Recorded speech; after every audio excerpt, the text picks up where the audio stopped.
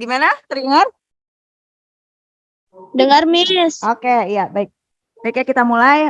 Hari ini kita masuk ke sesi pertama dan kedua untuk mata kuliah manajemen perkantoran. Nah, kalau sebelumnya saya sempat mengajar pengantar manajemen, ya. Masih ingat ya? Masih ingat nggak? Masih ingat judulnya? Isinya nggak tahu deh, Miss. Gitu. Nah, di pengantar manajemen kita udah bahas, saya review sedikit ya, karena ini ada kaitannya sama mata kuliah yang baru ini. Jadi di pengantar manajemen kita membahas yang secara umum memanage kan ya kemarin ya, how to manage, merencanakan, mempersiapkan segala sesuatunya dalam dunia kerja untuk mencapai tujuan perusahaan. Nah, kali ini mata kuliah ini mulai spesifik, lebih mengarah ke perkantoran, konsepnya perkantoran. Mungkin teman-teman di sini udah semuanya hampir mayoritas sudah bekerja ya, dan mungkin ada yang bekerjanya di bagian lapangan atau teknisi, atau mungkin ada yang sudah memang bekerja di dalam lingkup kantor atau perkantoran back office ya istilahnya. Nah, namun di jurusan ini konsepnya apa namanya? Tujuan akhirnya sebenarnya adalah untuk di dalam kantor kerja. Tapi tidak menutup kemungkinan yang sekarang sudah bekerja di bidangnya di luar kelas gitu, bukan kelas, apa kantor, bisa di lapangan, bagian operator atau teknik, itu pun tetap ada bagian perkantoran yang akan dijalankan gitu ya. Oke. Nah, mata kuliah ini 2 SKS, jadi hampir sama dengan sebelumnya, kita 14 sesi ya, dengan 1 hari itu untuk 2 sesi. Ya, jadi dijalankan selama mulai setengah 7 sampai jam 9 atau setengah 10 nanti. Ya, 2 SKS. Kemudian nanti ada modul kayak waktu itu ya, modul yang online sama nanti saya buatkan lagi Google Classroom-nya untuk pengerjaan tugas dan untuk pengerjaan modul. Ya, nanti saya share lagi linknya yang baru. Oke. Nah, mau difoto ya, Pak? Iya. Baik. Nah, dari sini eh, saya sampaikan dulu tentang tujuan mata kuliah ini. Terlihat nggak ya? Baik. Ya. Memang agak banyak poinnya, karena memang request-nya banyak sekali di mata kuliah ini, tujuannya, harapannya. Ya, kita sama-sama belajar di mata kuliah ini, intinya adalah mampu mengidentifikasi ruang lingkup manajemen perkantoran itu sendiri. Gimana sih cara bekerja di lingkup kantor, gitu ya. Bagaimana supaya tugasnya sesuai dengan tujuan perusahaan, tapi bagian perkantorannya. Perkantoran itu identik dengan pekerjaan tulis, gitu ya. Computerized. Nah, ini gimana cara bekerjanya? Apa saja sih pekerjaannya gitu. Terus bagaimana bekerjanya supaya efisien, efektif, dan sesuai dengan tujuan dari perusahaan. Jadi gimana caranya seperti itu. Nah, teknis sekali karena ini pekerjaan kantornya berupa bisa dikatakan pekerjaan yang clerical, pernah dengar ya? Yang teknis, jadi bisa menyusun laporan kegiatan, mengurus dokumen, mempersiapkan surat-surat, seperti itu. Mungkin kalau yang bekerjanya sudah dia di staff admin sudah familiar, tapi nanti yang pekerjaannya di lapangan gitu, yang biasa megang mesin, sekarang megang kertas gitu. Ya, yang biasa operator atau apa. Nah, sekarang kita belajar sama-sama berhubungan dengan dokumen, dengan administrasi tadi ya, yang menunjang nanti pekerjaan lainnya. Pekerjaan kita sendiri, atasan atau rekan kerja kita itu membutuhkan dokumen-dokumen yang kita siapkan. Tuh, jadi staf admin itu juga posisi yang sangat menentukan dalam perusahaan. Kan dianggapnya kadang, oh cuma staf admin, cuman gitu. Padahal pekerjaannya krusial gitu. Karena dia dasar dari pekerjaan-pekerjaan yang lain. Misalnya mau penjualan, dia butuh data. Data tentang misalnya prospek pasarnya. Atau butuh data tentang budgetnya. Dia butuh data itu kan dari staf yang mengolah data itu gitu ya. Hingga akhirnya membuat dijadikan bahan dasar bagian lain untuk pedoman dia bekerja berdasarkan data tersebut. Nah, jadi kegiatan perkantorannya lebih banyak tentang pengaplikasian dalam dokumen-dokumen, pengarsipan, kemudian ada anggaran, menentukan anggaran. Kalau perjalanan dinas, nah budgetnya berapa gitu. Apakah hanya ke Depok budgetnya 5 juta gitu. Ya, saya juga mau ya, cuma ke Depok 5 juta misalnya.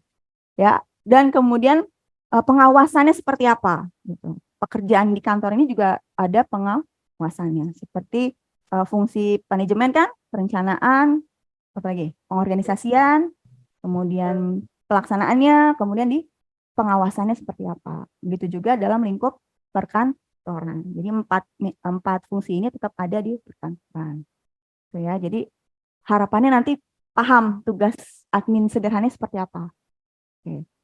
Nah, dari sini pembelajarannya kita masih diskusi, ceramah, nanti ada beberapa praktek, ada dokumen yang dipraktekkan gitu ya, dan ada diskusi, kemudian ada studi kasus, apalagi di kelas karyawan saya yakin, apalagi yang udah bekerja di bagian admin gitu ya, itu bisa share tentang tugasnya, pelaksanaannya, atau kesulitannya nanti seperti apa, bisa jadi masukan untuk teman-teman yang lain yang bidang bekerjanya di luar itu. Jadi punya gambaran tentang dunia perkantoran seperti apa, ya.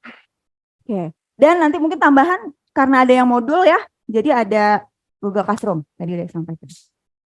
Kemudian, nah ini yang 14 item inilah yang nanti kita bedah selama 14 sesi, tapi 7 kali bertemu ya, 7 kali bertemu.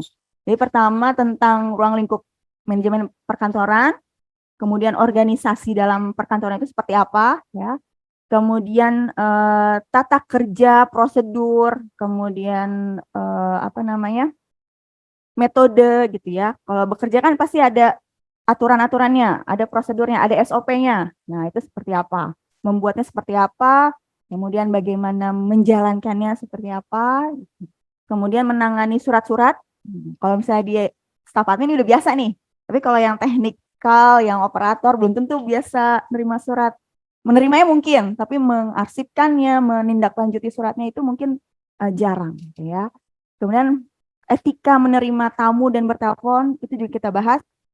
Ada yang kemarin ada yang belajar ini semester 1 tentang menelpon SMK ya. Oke, berarti nanti gimana cara menerima telepon tamu melalui, kalau telepon mungkin sekarang jarang, lebih banyak pakai email atau WhatsApp ya. Kemudian dari apa SMS dan lain sebagainya, itu gimana cara berkomunikasinya, beretikanya gitu ya. Dan kemudian rapat, memanage rapat seperti apa, notulen membuatnya, kemudian UTS. Nah, setelah UTS selesai, baru kita membuat, mempelajari, bukan membuat ya, tentang perjalanan dinas, melaksanakan, kemudian membuat apa sih yang dipersiapkan ketika ada perjalanan dinas. Buat diri kita sendiri maupun atasan atau siapa yang mau perjalanan dinas, terus kita diminta untuk memanagenya, gitu, mengaturnya. Ya, perjalanan dinas ke dalam negeri, luar negeri pasti berbeda. Ya, jadi caranya seperti apa? Kemudian membuat proposal usaha, penyusunan laporan. Waalaikumsalam. Kemudian sistem pengarsipan sederhana ya, manual dan komputerisasi. Sekarang udah banyak yang menggunakan aplikasi. Kemudian melakukan penganggaran ya. Ya. Ayo, mau sebelah mana? Ya. Dingin. Dingin. Ini enggak? Ya, penganggaran tentang budgeting di kantor, kemudian pengawasan dalam pelaksanaan kantornya itu sendiri, diawasi. Jadi setiap yang dilakukan pasti ada pengawasannya. Ya, ini 14 subjek yang akan kita bahas dalam 7 kali pertemuan. Jadi satu hari kita 2 sesi. Ya, ada pertanyaan sampai sini? Ada yang baru mendengar gitu, baru membaca? Ya. Nah, dari sini rasanya nggak cukup kalau cuma dari slide saya aja. Jadi mungkin nanti ada buku, dapat nggak buku Imam? Enggak ya? Enggak ya?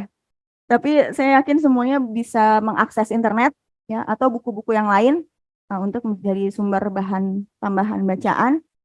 Nah, kalau yang reguler di perpustakaan ada bukunya ini. Ya, nanti kalau misalkan ke perpustakaan bisa ada. Ini banyak di kampus, banyak karena diterbitkan di kampus. Ya, kalau beli di luar mungkin juga ada kali ya, di Shopee atau apa, saya kurang tahu. Ada aja sih kayaknya ya. Kayaknya pasti ada. Jadi bukunya pakai ini. Tebal dan memang isinya teori, semua kerjaan kantor dibahas di sini gitu. Jadi seolah kita akan masuk ke dunia lahir. Ya. Ini dunia perkantoran. Komponen bobot penilaian hampir sama dengan mata kuliah yang lainnya, ada formatif, tugas individu, mungkin nanti ada makalah, kemudian modul ya, kalau ini kan khusus, jadi nanti ada modul tetap dinilai. UTS dan UAS. Nah, rencananya kalau kemarin UTS dan UAS-nya dipisah ya. Ya, saya mengeluarkan 2 soal yang berbeda ya. Ya. Nanti mungkin yang ini akan 1 soal tapi itu sudah termasuk UTS dan UAS gitu. Iya. Jadi harus dipersiapkan ya karena 1 nilai untuk 2 komponen itu, UTS dan UAS. Kalau kemarin kan UTS sendiri, UAS sendiri ya. Oke. Ya. Nah,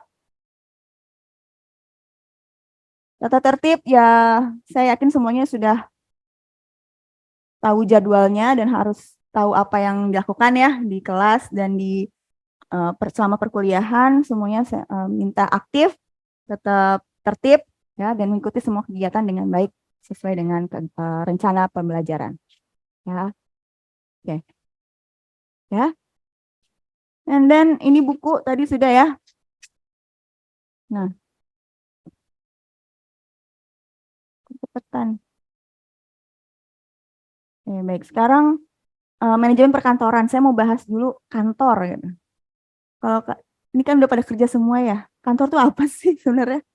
Mau kemana? Mau ke kantor gitu kan. Kantor tuh apa? Tempat kerja. Iya, tempat kerja. Tapi sebenarnya di balik itu apa sih? Gitu. Kalau yang reguler bilangnya ada yang tempat nyari jodoh, Miss. Terlalu ini ya, terlalu umurnya kali ya. Nyari jodoh, Miss, nyari relasi. Iya, wajar karena mereka fresh graduate kan ya. Kalau kalian kan usianya udah pernah bekerja, terus sekarang lagi mau ngembangin karirnya, jadi harus kuliah. Nah, tapi kalau kantor, pasti kata pertama ya tempat kerja. Gitu ya. Nah, tapi secara ilmiahnya, ya itu disebutnya sebagai unit bagian, unit organisasi untuk berfungsi memberikan layanan. Layanan kepada siapa? Kepada kegiatan yang berupa ketata usahaan. Kalau tata usaha identiknya dengan data, administrasi, surat menyurat, dokumen, ya. Jadi berhubungan dengan itu kegiatannya, ya. Kenapa? Suruh ulang. Bagian apa? Kantor. Ya, bagian yang memberikan pelayanan. Tentang apa? Berupa kegiatan tata usaha, ya, berkaitan dokumen, penyediaan data, laporan, apa sih yang berhubungan dengan dokumen gitu ya, surat-surat. Nah, ini di manajemen perkantoran, nah itu berkaitannya dengan surat menyurat. Nah, kantor itu berarti tempatnya. Nah, semua usaha haruskah memiliki kantor? Walaupun dia baru toko. Nah, di rumah perlu nggak? Perlu manajemen perkantorannya perlu. Tapi lokasi kantornya nggak seperti itu gitu ya. Dilihat lagi kondisinya. Tapi untuk pelaksanaan perkantorannya dia perlu kegiatan mencatatnya, menyimpan dokumennya gitu ya. Nah, ini harus tetap ada. Nah, jadi mau bentuk usahanya kecil, apalagi kalau udah besar, nah berarti harus ada yang di manajemen perkantorannya ini. Nah, dari sini maka fungsi kantor ya. Fungsi kantor ini ada 5 ya. Yang pertama apa? Sebagai fungsinya menerima keterangan. Keterangan apa? Ya apa aja informasi, sebagai menerima informasi dari usaha yang dilakukan dalam perusahaan itu. Kampus, berarti dia menerima informasi tentang pelaksanaan perkuliahan dari kementerian. Ya, kemudian kedua, mencatat, kegiatan mencatat, fungsi kantor. Ada yang dicatat. Surat menyurat, kan nggak mungkin surat apa ya, misalnya tawaran kerjasama terus dikirimnya ke personal gitu, ke staf amilnya atau langsung ke OB-nya. Nah, tapi kan pasti ada alamat kantor, ada alamat sebagai tujuan dia untuk berkirim surat, dicatat gitu ya. Kemudian nanti ini saya share kok kalau nggak kelihatan ya. Mengolah apa? Keterangan, mengolah datanya. Di tempatnya di situ. Fungsi kantor ini untuk mengolah keterangan, memberikan keterangan. Ya, ada FO kan pasti ya di kantor. Fungsinya apa? Memberikan informasi, keterangan. Ya, jadi kalau kan di bank pasti ada depannya resepsionis. Di kampus kita juga ada di depan itu. Ya, fungsinya memberikan keterangan. Kemudian melindungi harta kekayaan. Kok bisa harta kekayaan siapa? Kantor ya, aset kantornya misalnya. Bisa punya kendaraan yang dianggap kendaraan operasional, nah disimpannya ditaruh di kantornya gitu. Bukan dibawa sama OB-nya atau supirnya gitu ya. Tapi ada tempat khusus, yaitu di kantor ini untuk menyimpan, melindungi aset si perusahaannya. Jadi memang wajib ada gitu kantornya. Bahkan sekarang kalau perusahaan nggak ada kantornya itu dianggap, kayaknya penipuan nih gitu ya, perusahaan abal-abal karena nggak ada alamat tetap kantornya dan gedungnya gitu, nggak berdiri menandakan bahwa ini loh tempat usahanya. Nah ini makanya fungsi kantor ini diantaranya adalah 5 hal ini. Ada fungsi lain nggak? Atau menurut kalian ada yang berbeda? Ini pengalamannya udah pasti lebih banyak. Ya, jadi intinya dia menerima, mencatat, kemudian apa? Mengolah datanya, memberikan keterangannya lagi, memberi laporan lagi ya, dan melindungi si aset atau kekayaan dari perusahaannya ini. Ya. Nah, maka dari fungsi itu dia punya kewajiban untuk harus cermat mengurus semua dokumen-dokumennya, mengurus semua tentang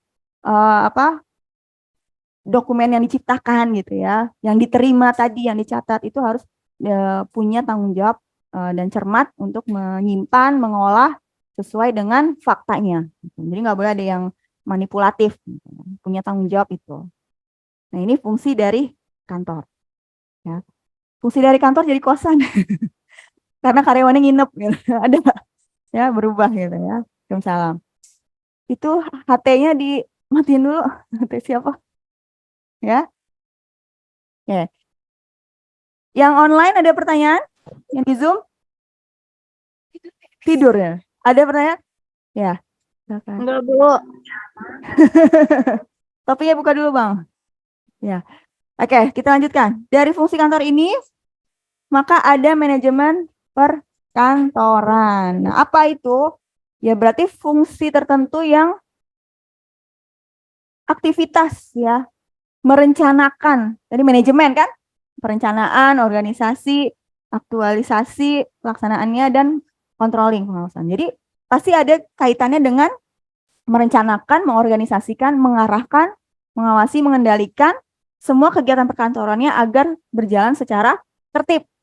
Tertib administrasi kan gitu ya konsepnya. Kalau di apalagi pelayanan publik. Misalnya yang di sini ada yang di pemerintahan, di kelurahan atau di kecamatan, sekolahan. Nah, itu biasanya administrasinya bagian TU-nya itu udah sangat tertib gitu. Dia ada timetable-nya gitu. Kapan dokumennya harus disiapkan, kapan harus didistribusikan gitu ya. Nah, maka dibuat manajemen ini supaya tertib gitu ya. Kalau mau perjalanan dinas berarti harus apa dulu, mengajukan anggaran kan gitu ya. Untuk uang sakunya atau dan sebagainya. Atau mau membeli peralatan kantor, mau beli printer, kan nggak langsung beli kan, tetap harus ada pengajuan dulu. Nah itu intinya untuk menjadi lebih tertib gitu. Jadi terencana ya dari semua aspek perusahaannya itu, dari keuangannya, dari asetnya, dari orangnya, personalianya, jadi tertib, nggak main asal kerja atau ngambil dana gitu ya. Nah ini maka di fungsi manajemen perkantoran ini adalah ini, intinya adalah untuk tertib secara administrasi dan pekerjaannya jadi tertib ya. Nah dari sini ada pertanyaan atau ada yang ingin berpendapat? Belum? Belum. Nah dari sini manajemen perkantoran ini dipengaruhi beberapa faktor. Ya, ada 4 faktor. Ya, bisa berjalan itu dipengaruhi dari 4 faktor. Yang pertama, kelihatan nggak? Ini warna. Pegawai. Kalau pegawai berarti apa tuh? Yang bekerjanya, orang-orangnya, SDM-nya. Ya, SDM-nya ini model kerjanya seperti apa? Karakternya. Ya. Kemudian yang kedua, material, perlengkapannya, ya, peralatannya. Oh, ternyata konsepnya misalnya perusahaan startup. Berarti kan yang bekerja kemungkinan besar orang-orang yang usianya 20 sampai 30 lah, usia-usia muda kan, fresh graduate. Nah, berarti materialnya seperti apa yang disesuaikan dengan si pegawainya, karyawannya. Atau perusahaannya bank. Kalau di bank berarti personalnya, pegawainya sudah punya pelatihan kan, dia dibekali pelatihan untuk masuk ke bank itu. Dan materialnya juga yang mendukung tentang posisinya, jabatannya. Jadi jangan sampai nanti posisinya, contohnya misalnya cleaning service, job desk-nya kan adalah membersihkan kan. Nah, berarti material yang disiapkan oleh si bagian manajemen perkantoran ini yang berhubungan dengan kebersihan. Jangan dikasih printer gitu. Nanti dia gimana gitu membersihkannya ya. Yang dibersihin printernya, bukan ruangannya nanti. Kemudian persyaratan. Persyaratan ini maksudnya apa? Kalau di perkantoran persyaratan. Persyaratan. Rules. Rules apa? Aturan. Ya, tata cara kerjanya, betul. Oh, kalau mau membeli printer perlengkapan, tata caranya apa dulu? Bilang dulu, lisan. Setelah lisan baru bikin suratnya. Ya, misal itu. Atau misalnya ketika ada tamu, siapa yang pertama kali dulu untuk ditemukan? Misalnya ada yang komplain. Front office dulu misalnya. Atau bahkan mungkin security dulu kalau di bank kan. Nah, security dulu. Security nggak mempan baru masuk dia ke FO. FO nggak masuk ke bagian CS-nya. CS nggak bisa juga menangani, baru level manajer atau dan seterusnya. Itu kan berarti ada persyaratan-persyaratan dalam melaksanakan urutan kerjanya. Ya, Waalaikumsalam. Ya, hujan ya. Kemudian yang berikutnya adalah metode dari cara kerjanya, SOP kalau di tempat kerja. Nah, itu jadi aturan yang membuat pekerjaan kantornya tertib karena sesuai dengan prosedur dan SOP-nya. Apalagi yang bagian teknis nih, misalkan mengoperasikan sebuah mesin. Kalau nggak ngikutin SOP bisa salah langkah, tangannya hilang. Satu jari hilang atau bagaimana. Ya, berarti kan harus mengikuti itu, ada tata tertibnya, ada aturannya, ya. Terus perlengkapannya tadi, misalnya pekerjaan pabrik kan berarti ada keselamatannya ya, berhubungan dengan K3, helm, sarung tangan, atau sepatu boot, ya, dan lain sebagainya. Nah, ini 4 hal inilah yang mempengaruhi bagaimana manajemen perkantoran itu diterapkan, ya, dilaksanakan dan direncanakan, dilihat dari 4 faktor ini di perusahaan masing-masing. Jadi belum tentu di kantor ini punya printer X gitu, di perusahaan ini harus punya yang sama, ya. Belum tentu juga. Jadi masing-masing sesuai kebutuhan dari perusahaan dan tujuan dari perusahaannya itu. Ya. Ya. Yang di Zoom gimana? Oke. Tidur. Tidur gitu. Ya. Nggak ada suaranya nih. Ya. Oke, baik. Nah, berarti di perkantoran ini berarti kan internal ya fokusnya. Berarti dia memanfaatkan sumber daya yang ada di kantornya. Nah, apa saja yang bisa dimanfaatkan di sumber daya kantor ini? Nah, salah satu beberapa yaitu personalia kantor, berarti manusianya, SDM-nya itu yang dimanfaatkan ya. Kemudian permodalan atau uang. Ya, ini juga bisa dimanfaatkan untuk memenuhi tadi material perlengkapan pekerjaannya gitu ya, yang mendukung tugas dan pekerjaan si individu tersebut. Kemudian peralatan dan perlengkapan kantor, ya, yang sampai nanti udah diterima bekerja sebagai misalnya cleaning service, tapi alat kebersihannya nggak ada, gitu. Malah disediainnya kursi sama meja. Terus jadi dia bersihinnya kursi sama meja aja gitu ya. Ya, jadi harus sesuai dengan job desk-nya peralatannya ini. Mesin-mesin kantor itu juga dimanfaatkan semaksimal mungkin. Metode kerja tadi SOP ya, SOP, prosedur dan lain sebagainya. Waktu kerja itu juga dimanfaatkan ya sebisa mungkin, misal pengaturan shifting atau penambahan lembur dan sebagainya itu diatur untuk memaksimalkan pekerjaan kantornya. Yang terakhir tempat kerjanya ya. Tempat kerjanya dekat pemukiman gitu. Dikit-dikit dengernya lato-lato. Ya, masih sekarang ada yang kedengeran. Ya, alhamdulillah udah nggak online ya. Kalau online di rumah saya kedengeran banget itu. Anak saya sendiri di sebelah ketuk. Alhamdulillah udah nggak offline gitu ya. Kalau masih online, aduh nggak kebayang deh. Ya, nah ini beberapa sumber daya yang bisa dimanfaatkan. Nah, kita bahas satu-satu. Ya, yang pertama personalia kantor. Nah, gimana memanfaatkannya? Cara memanfaatkannya kita harus merencanakannya dulu secara profesional. Nah, ini berhubungan dengan SDM. Jadi nanti bekerja sama dengan orang SDM-nya ya. Untuk mengenali pekerjaannya, analisa pekerjaannya, deskripsi pekerjaannya, job desk-nya. Nah, dari job desk-nya itu nanti terlihat dia butuh alat apa, perlengkapan apa, SOP yang seperti apa yang mendukung tugas dan pekerjaannya dia. Ya, jangan sampai nanti alatnya nggak mendukung. Staff admin, tapi nggak dikasih komputer, dikasihnya mesin tik. Mendukung sih, tapi bisa berbulan-bulan gitu ngerjainnya. Jarinya bisa langsung keriting gitu ya. Berarti kan harus sesuai dengan job desk-nya dan apa deskripsi pekerjaannya. Nah, ini bisa dikerja sama, dikolaborasi dengan bagian HRD-nya ya.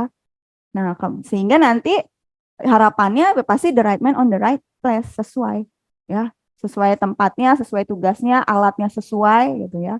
Dikasih driver ya, dikasih mobilnya ada gitu ya. Saya jadi driver di sini tapi kantornya nggak ada mobil ya. Nunggu disewa dulu gitu. Sayang gaji itunya ya. Nah, ini personalia kantor. Yang kedua tadi apa? Permodalan. Loh kok jauh? Ya, permodalan berarti anggaran dari si perusahaan itu. Ya, ini juga harus dimanfaatkan semaksimal mungkin. Mungkin teman-teman di tempat kerjanya ada yang difasilitasi di perusahaan dana untuk pengembangan diri, ikut pelatihan. Ada kuliah misalkan. Ada yang dikasih potongan? Ada. Mas Amir ada? Ongkosnya itu mah bonus kayaknya nggak perlu potongan ya.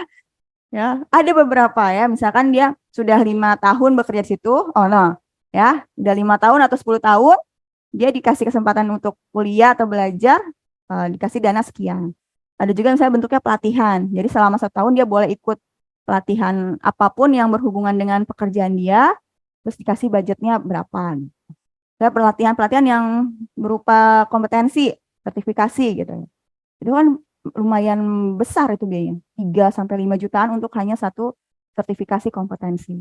Nah, itu biasanya ada beberapa yang perusahaan menyediakan itu ya untuk menunjang tadi tugas dan pekerjaan si karyawannya. Ya, terutama perusahaan besar kayaknya sih yang mesti memberikan ini ya. Nah, penganggarannya ini juga harus diperhatikan yang rutin dan yang insidental. Ya, yang rutin contohnya apa? Di sini ada yang bagian keuangan. Pengeluaran yang rutin apa? Gaji rutin kan? Makan, oh, itu udah nggak bisa dihindari ya. Terus gaji ya rutin, listrik, air, nah itu kan di tempat kantornya itu. Mungkin kita bekerja nggak mikirin itu, tapi bagian manajemen perkantorannya, operasional atau GA-nya pasti berpikir tentang anggaran itu. Ya. Kemudian kalau insidental, biasanya ada apa? Acara ulang tahun, enggak ya? Apa? Kalau insidental misalnya apa? Perjalanan dinas, ya.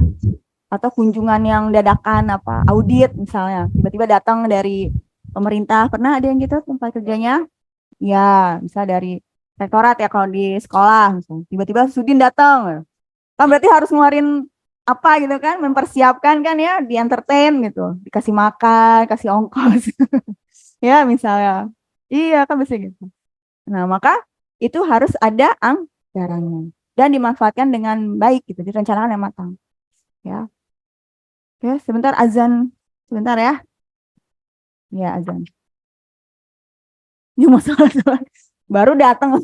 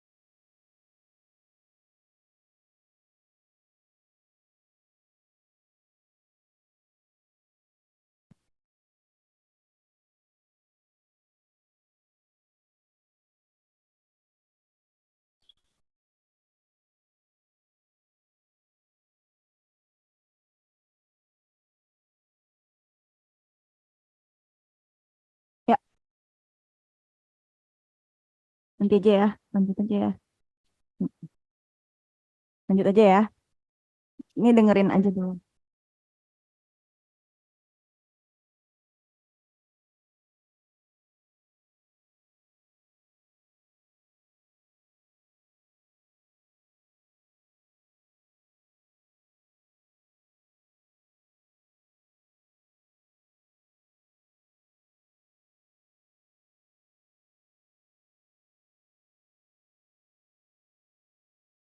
Hmm.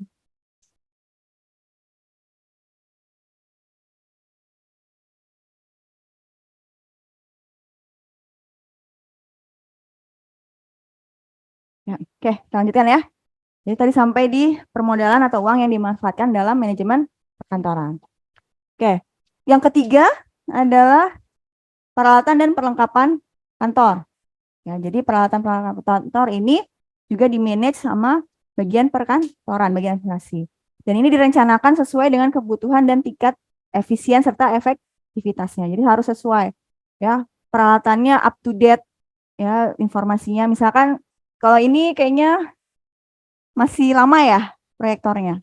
Ya, jadi ada yang beberapa yang laptop itu tidak bisa karena VGA atau dan sebagainya. Jadi harus dilihat juga mutu, kemudian perawatannya. Ketika membeli peralatan itu gimana nanti perawatannya bisa nggak nih kantornya, ya bisa nggak maintenance si gedungnya misalnya ya atau uh, kendaraan atau alat-alat kantor yang lainnya, ya komputernya, pengawasannya seperti apa, misalnya laptop, setiap orang dikasih laptop gitu. Terus laptopnya dibawa pulang, nggak balik lagi bawa kantor. Ya kan itu butuh pengawasan ya. Jadi harus diperhatikan dalam merencanakan pengadaan barang dari perusahaan kantornya itu. Berikutnya mesin-mesin perkantoran. Ya, contohnya apa sih mesin-mesin perkantoran? Kursi, meja, itu udah ya. Fingerprint ya, sekarang udah banyak pakai itu. CCTV ya, apalagi itu lebih ke sarana ini ya, tapi kalau dalam bekerja komputernya, laptopnya, printernya ya, mesin fotokopi dan lain sebagainya, ATK-nya gitu ya, kursi mejanya, ruangannya bahkan ya. Nah ini juga, dan kebutuhan membeli ini juga harus mengikuti perkembangan dari ilmu dan teknologi ya, tadi itu perkaitannya, jangan sampai nanti teknologinya udah nggak bisa membaca dokumen yang ada di kita gitu. Ya, dan dokumen kita pun juga harus menyesuaikan teknologi yang ada. Jadi misalkan dokumennya udah terlalu lama, nah maka harus segera dialih mediakan, dijadiin soft copy, di scan, kemudian disimpan ke dalam database gitu. Jadi baik mesinnya up to date, tapi kitanya juga harus up to date dalam menguasai teknologi gitu ya. Jangan sampai nanti disediakan kantor alatnya sudah canggih, kitanya nggak menguasai gitu teknologinya. Atau kebalikannya bahkan gitu ya. Nah, dari sini yang berikutnya yaitu metode kerja, berarti SOP. Nah, ini dimanfaatkan karena metode kerja ini tata cara melaksanakan kerjanya itu harus diterapkan dan menjadi pola kerja kita nanti, ya. Polanya seperti apa sih supaya tertib, ya, supaya sesuai dengan targetnya nanti tercapai gitu. Jangan sampai nanti melewati beberapa step akhirnya nanti tujuannya berbeda atau enggak maksimal gitu ya. Nah, sekarang supaya apa? Supaya efektif, efisien, dan sesuai dengan aturan kerja yang sudah dibuat. Ya, nah, ini metode kerja. Pasti kalau di tempat kerja udah ada. Kalau udah bekerja pasti ada SOP ya, ada prosedurnya. Ya. Kalau ada yang nggak ada, bekerja terus nggak ada SOP-nya, pokoknya asal disuruh atasannya udah kerjain gitu, baru ada kerjaan. Kalau atasan yang nggak nyuruh nggak ada kerjaan. Gitu. Ada yang kayak gitu? Nggak ya, kayaknya kalau udah perusahaan besar pasti ada SOP-nya ya, job desk-nya. Oke. Nah, dari sini kemudian waktu kerja. Nah, ini juga diperhatikan. Jadi ada perlunya penelaahan tentang waktu kerjanya. Kira-kira hari Sabtu masih efektif nggak untuk bekerja misalnya di satu perusahaan ini? Kalau ternyata Sabtu itu kan biasanya setengah hari ya, masuknya jam 8 misalnya, jam 12. Nyampe jam 8, ngopi dulu, sarapan dulu, ngobrol dulu. Efektif baru kerja jam 10. Terus 2 jam kerja udah langsung pulang gitu.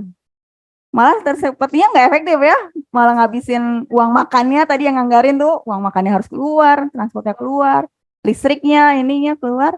Nah, dan kerjaannya nggak efektif, akhirnya lebih baik biasanya dihilangkan, diliburkan aja. Di LPTI juga gitu ya, waktu dulu Sabtu masih masuk, ya, dan saya mengalami itu kerjanya cuma 2 jam terus pulang. Nah, akhirnya diliburkan karena biar lebih efektif dan dialihkan ke kelas malam, jadi baik yang malam. Dulu malam tuh sedikit, jadi ke Sabtu. Sabtunya dari pagi sampai sore gitu. Tapi sekarang udah banyak yang di hari biasa tapi malam, jadi Sabtunya libur. Atau misalkan nanti pengaturan tentang shifting, ya, yang kerjanya shift gitu. Kan berarti harus dicari tuh bagaimana supaya semuanya bisa bekerja jumlahnya sama gitu ya penentuannya. Di sini ada yang bagian di HRD yang membuat jadwal ini bekerja. Ada? Bukan HRD, direktur ya. Profesor. Ya. Itu kan berarti harus cermat kan biar semuanya sama. Jangan sampai nanti ada yang merasa jamnya paling banyak atau kurang. Apalagi saya pekerjaannya dibayar berdasarkan jam kerja. Kan berarti pembagiannya harus adil, harus fair. Lembur. Jam berapa dikatakan dia sudah masuk lembur. Terus maksimal lemburnya berapa. Jangan sampai nanti mentang-mentang lemburnya ada, tiap hari dia lembur. Bangkrut nanti perusahaannya ya. Jadi tetap ada batas maksimal dan ada standar minimalnya berapa. Nah, ini juga diatur supaya tertib tadi, supaya semuanya berjalan dengan tertib. Ya. Dari sini kemudian terakhir adalah tempat kerjanya, lingkungannya ya, representatif. Jadi daerahnya di mana gitu. Ya, kalau misalkan uh, punya usaha baru, berarti kan memilih tempatnya seperti apa. Tapi kalau kita udah melamar ya udah otomatis dia tahu kan tempatnya daerah itu, berarti suasananya sudah tergambarkan. Kalau daerah Priuk ya berarti berdampingan dengan transformer gitu ya. Kalau ke daerah Blok M, daerah sana ya mbak-mbak SCBD-nya banyak gitu. Kalau di sini mbak-mbak transformer nggak kuat ya. Kan berarti berbeda tempatnya. Nah, transformer kuat ya. Nah, lingkungan kerja ini harus representatif. Representatifnya ini tergantung dengan jenis usaha tempat kita bekerja ya, pasti itu. Nggak mungkin nanti kata Bu Nurul harus tempatnya yang penuh penghijauan, ya. Tapi tempat kerjanya bidang usahanya perikanan gitu. Kan nggak mungkin saya bawa pohon ke laut gitu ya. Jadi harus representatifnya juga harus dipertimbangkan dengan bidang usahanya. Ya. Dan bukan hanya letaknya, tapi di dalamnya gitu ya, desain layout lantainya atau di tingkat berapa dia ada. Nah, ini disusun tata ruangnya. Lagi misalnya yang tingkat 20, 25, ada yang pernah ke daerah-daerah ke lantai itu? Nah, kan berarti harus diperhatikan tata letak ruangannya ya. Biar kalau misalnya terjadi bencana dia bisa cepat exit keluar, itu gimana. Terus pemilihannya seperti apa. Dan lantai itu kan mempengaruhi sewa ya. Di sini ada yang tempat kerjanya di perkantoran lantai berapa? Itu makin ke atas kalau nggak salah makin mahal malah. Atau malah makin murah. Kalau apartemen makin di atas makin murah. Di bawah malah lebih mahal. Iya. Jadi kalau beli pertama biasanya disaranin yang dapatnya yang lantai atas gitu. Karena yang di bawah biasanya pondasinya lebih kuat. Jadi lebih banyak material yang digunakan. Jadi biasanya lebih mahal. Kok jadi bahas apartemen? Ya. Nah, berarti harus disusun tata ruangnya. Tata ruang bukan hanya letak, warna korporatnya sesuai enggak gitu ya. Pencahayaan, terus suhu udara itu juga perlu diperhatikan sedetail itu. Karena kan berpengaruh lingkungan ini untuk kita bekerja nyaman atau tidaknya, produktivitasnya gimana. Jadi mudah stres enggak, ruangan ketutup semua, yang enggak di jendela gitu. Ya itu penjara apa kerja gitu, tutup semua. Ya atau yang kerja di Pegadaian kan teralis semua tuh depannya ya, serasa di penjara apa kerja depannya teralis semua. Tapi memang kondisinya dia harus ada teralisnya. Nggak kebayang kalau nggak ada itu main ambil barang aja kan dana uangnya ya. Nah ini disusun direncanakan oleh manajemen yang berkaitan dengan perkantoran ya. Jadi bagian teknisnya nih kita lagi bicara. Jadi belum bicara memasarkan produk itu masih di mata kuliah yang lain lah. Ini mempersiapkan gitu.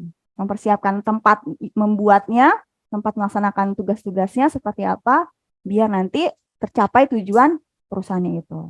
Gitu ya. Nah, ini beberapa yang dimanfaatkan dalam manajemen perkantoran. Oke, sampai sini ada pertanyaan? Yang online ada pertanyaan? Enggak. Yang Zoom siapa aja tuh? Saya nggak kelihatan namanya. Ya, ada yang ngechat. Julius hadir, Bu. Oke. Ya. Ya. Nah, kemudian apa saja ruang lingkup manajemen perkantoran? Kalau tadi kan yang dimanfaatkan, nanti yang dijadikan bahan untuk menyusun, merencanakan program perkantorannya. Nah, berarti ruang lingkupnya, nah ini pengelolaan sumber daya itu sendiri, dari manusianya, mesin, dan fasilitas. Itu harus dimaksimalkan. Ya. Kemudian penyediaan organisasi, dari strukturnya tuh harus jelas. Karena apa? Kalau nggak ada struktur organisasi nanti nggak tahu kan job desk-nya apa, posisi dia apa. Kalau nggak tahu posisinya, dia nggak tahu cara mempersiapkan diri dan alat-alat yang digunakan untuk mendukung pekerjaannya. Saya dosen. Kalau saya nggak tahu saya dosen, saya nggak akan nyiapin materi dong. Nggak akan nyiapin, menyediakan ini gitu ya, apa alat-alat menunjang untuk pengajaran. Ya. Nah berarti kalau misalkan dia staff admin, apa yang perlu saat bekerja dia memerlukan fasilitas apa? Ya berarti komputer satu set gitu, printer, ya kursi meja, alat komunikasi, internet kalau sekarang, kan? Nah uang buat makan, ya dan sebagainya. Jadi disediakan. Kemudian pengaturan kegiatan-kegiatan kantor yang berhubungan dengan kesekretarisan. Nah jadi perkantoran identik dengan TU, tata usaha dan sekretaris. Jadi membuat surat menyurat gitu ya. Memang ini kalau untuk yang sudah bekerja di teknis, operator ini sangat boring banget ya, karena bertolak belakang. Tapi kalau yang sudah bekerja di administrasi ini udah makanan sehari-hari kayaknya. Bikin surat, bikin dokumen apa. Gitu. Tapi kita perlu belajar ini karena siapa tahu nanti pindah bagiannya atau naik level pangkatnya kan udah nggak ngerjain teknis ya. Ngerjainnya udah langsung back office ya. Kemudian berhubungan dengan komunikasi, pengaturan sistem komunikasi. Nah, ini kaitannya dengan tadi struktur organisasi. Gimana kalau ada komplain, apa langsung diserahin ke direktur? Karena direktur bapaknya, sih Pak ada yang komplain gitu. Enggak ya, jadi harus ada tahapannya tadi. Kemudian ketika membuat laporan, nah siapa yang pertama kali harus menerima laporan kita, kerjaan kita? Pasti atasan langsung ya. Nggak boleh kanan kirinya udah dengar atau malah atasan yang lain sudah tahu duluan. Jadi harus orang pertama yang tahu laporan pekerjaan adalah atasan langsung ya laporannya. Nah, ini berhubungan dengan komunikasi. Kemudian pengaturan pengolahan data. Nah, ya, mungkin dulu baru-baru kerja, coba besok bawa laporan keuangan ya. Yang dibawa apa? Buku kas. Mentah gitu, buku kas. Nih Pak, gitu. Buku kas. Lihat aja Bapak di situ gitu. Terus buat apa saya gaji kamu gitu kalau cuma suruh bawa buku kas. Ya. Berarti diolah dari data yang kalian punya, diolah gimana caranya biar bermanfaat untuk si atasan kita untuk mengambil keputusan. Misalnya tentang laporan penjualan tadi. Berarti laporannya berapa yang terjual gitu kan ya. Produk apa yang paling laris dijual, yang kurang apa gitu. Terus ada program pemasarannya gimana. Nah, itu yang dibutuhkan atasannya. Bukan rekapan bonnya dibawa gitu ke sana ya. Atau HRD, bagian kehadiran gitu. Siapa aja yang hadir gitu. Dipampang semua absennya. Terus apa atasannya maksudnya apa ini? Kan nggak berguna jadinya. Jadi maksudnya diolah. Ya, mengolah data ini sekarang banyak yang diminta apa data analyze ya. Karena banyak posisi data analyze. Ya. Kalau sekarang ada yang posisinya data analyze, paling admin ya, masih admin aja ya. Apa? Ya. Sebenarnya data analyst juga hampir mirip dengan admin karena dia mengolah data gitu ya. Gimana data itu bisa dibaca dan akhirnya bisa membantu atasan atau siapapun untuk mengambil keputusan itu. Ya. Oke. Dan yang terakhir berhubungan dengan pengaturan efisiensi pekerjaan kantor, waktu, tenaga kerja, ruangan, kemudian benda, uang. Ya. Misalnya di bagian penjualan ada satu tim gitu ya. Semuanya di setiap meja disediain printer. Efektif nggak tuh? Yang ada dijualin ya. Cukup satu kan bisa di-sharing gitu. Kalau laptop, komputer oke, masing-masing individu disediakan. Tapi kayak printer, fotokopi bisa, bahkan satu gedung bisa satu aja alatnya gitu sekarang. Nah ini berarti tentang pengaturan efisiensi alat pekerjaan, ruangan gitu ya. Perlu nggak sih ruangannya seorang staff admin 5 kali 4 gitu? Eksklusif banget ya. Enggak, paling 2 kali 1. Astagfirullah. Enggak ya, itu mah kuburan. Tapi paling disesuaikan kan. Meja, kursi ya 2 atau 2 kali 2 lah, paling nggak satu bidang. Ini disesuaikan dengan ruangannya. Tempat, tadi berkaitan dengan tempat. Juga harus siap ketika tempatnya kan, olahan itu kan makin tahun makin naik ya anggarannya. Makin mahal. Apalagi misalnya tempatnya itu yang perkantorannya yang strategis. Saya daerah-daerah Sudirman, Blok M itu kan mahal itu. Makanya kenapa kampus kita yang di Blok M itu sebenarnya banyak peminatnya, tapi tempatnya itu mahal banget gitu ya. Iya. Jadi yang pemilik gedungnya merasa gue bisa dapat lebih gitu. Jadi ya mau tidak mau harus nggak sanggup kita untuk apa menyewa tempatnya. Gitu. Karena peminatnya masih banyak mahasiswanya untuk daerah situ. Itu benar-benar di belakang stasiun apa M Block tahu Masjid Fathahilah. Nah depannya dulu ya udah nggak ada karena ya itu tempatnya mahal kan, mahal banget daerah situ, daerah selatan Blok M dekat busway dekat MRT, udah mahal itu, setahun hampir 500 juta hanya untuk gedungnya aja, padahal kan operasionalnya bukan hanya gedung kan. Jadi makanya setelah diperhitungkan kayaknya nggak akan sanggup gitu untuk Pak Priuk murah ya. Murah ya. Aduh, ya. Jadi agak mahal. Kecuali kalau misalkan gedungnya sendiri, wah udah itu pasti mantap ya, daerahnya strategis. Ya. Nah, kalau nyewa-nyewa gedung kan, penyewaannya dia per 1 meter. Iya, per meter. Luasnya berapa gitu. Mau luas berapa kantornya disewakan gitu. Seluas lantai kah gitu. Jadi kalau misalkan ada yang pernah ke BEJ, Bursa Efek Jakarta pernah ke BEJ, BEJ, Bursa Efek Jakarta. Kan tuh satu gedung itu kan segala macam perusahaan ada di situ. Itu kan disewain per kafling gitu ya. Berapa? Itu mahal banget di situ daerah itu. Ya. Jadi satu keluar lift ada banyak bisa nyasar kemana. Ini kemana kemana gitu. Jadi disekat-sekat. Nggak selebar ITC juga, paling cuman satu lorong kayak kita di sini lah di atas gitu. Ya. Karena dia kalau space banyak kosongnya itu ya disewanya ya sesuai ini. Atau kalau budgetnya besar, perusahaan besar ya satu lantai disewa semua dia sama dia. Atau 2 lantai gitu. Ya. Nah, ini tergantung apa? Tempatnya. Daerah Kuningan juga tuh kan daerah mahal ya perkantorannya. Kalau barat mana? Kalau utara Kelapa Gading ya kayaknya ya. Sunter itu mahal tuh. Sunter, Kelapa Gading. Perkantorannya ya. Kalau barat tuh daerah mana ya? Taman Anggrek situ tuh juga lumayan ya. Kalau selatan udah pasti semuanya. Selatan terus Sudirman tuh udah mahal ya. Oke. Nah, dari sini maka turunannya ada pengertian pekerjaan kantor. Ya, office work. Work office. Ya, work office. Nah, biasanya sering disebut dengan clerical, sering dengar ya. Itu clerical banget, teknis banget. Misalnya, pekerjaan yang menulis. Sekarang mungkin udah jarang nulis ya, ngetik gitu ya. Ngetik di handphone, ngetik di laptop. Jadi pekerjaan identiknya seperti itu kalau pekerjaan kantor. Paperwork ya dengan dokumen surat menyurat ya. Nah, pekerjaan kantor ini meliputi penyampaian keterangan secara lisan ya, terus apa lagi? Pembuatan surat-surat tertulis, wakat itu surat. Kemudian laporan-laporan dan sebagai apapun caranya ya, meringkas. Misalnya lagi rapat, berarti ada yang bertugas meringkas hasil rapatnya ya kan, notulennya.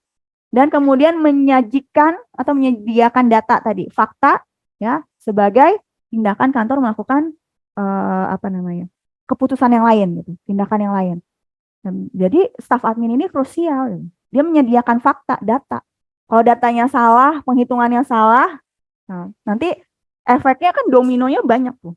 Jadi salah, strategi pemasarannya bisa salah, penganggarannya bisa salah gitu ya, target pasarnya bisa salah kalau usaha gitu. Atau produknya bisa salah dibuatnya gitu. Ya, kenapa pabriknya banyak yang barangnya reject? Nah, kan berarti mungkin ada data-data yang salah gitu pengerjaannya ya. Oke. Ya, dan akhirnya nanti untuk landasan bagi pimpinan untuk melakukan controlling pekerjaan kita. Ya, jadi jangan sampai kita nggak bisa membuat laporan yang berdasarkan fakta dan data yang benar. Data yang benar, bukan hanya data aja tapi yang benar. Nah sekarang banyak istilahnya, ayo dong laporannya by data. Udah nggak bisa sekarang cuman omong doang, iya maju kok 50%. Ya. Datanya mana? Pasti tanya itu. Buktinya mana gitu, faktanya apa yang menunjukkan bahwa pekerjaanmu, targetmu tercapai 70%, 80%. Berarti kan ada kegiatan mengolah data di sini ya. Seperti itu. Pekerjaan kantor juga berhubungan dengan, nah ini, menerima pesanan-pesanan, ini maksudnya bukan GoFood ya, bukan Grab, ya bukan, maksudnya adalah informasi, ya pesanan informasi, ya baik lisan maupun tertulis, ya, membuat rekening, billing, membuat paspor, ini sudah semua punya paspor ya? Belum. Paspor nikah, buku nikah. Belum ya? SIM paling ya. OTW ya.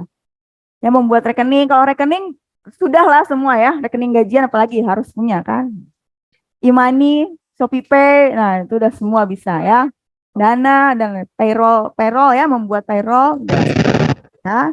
Kemudian berhubungan dengan surat menyurat, mengetik ya. Ngetik, jadi dilatih mungkin yang pekerjaannya jarang berhubungan dengan komputer, ya mulai sering-sering laptopnya gitu ya. Kalau enggak minta ke kantornya. Buat apa gitu. Buat kuliah gitu. Ya, kemudian menyampaikan dari saya. Gresek-gresek dari mana itu? Enggak ya. Menyampaikan hutang. Maksudnya apa nih? Jadi debt collector. Hah? Debt collector masuk pekerjaan kantor nggak? Kenapa? Iya, menyampaikan hutang, mengumpulkan perhitungan-perhitungannya masuk. Tapi yang dokumennya, bukan yang orang nagihnya gitu ya.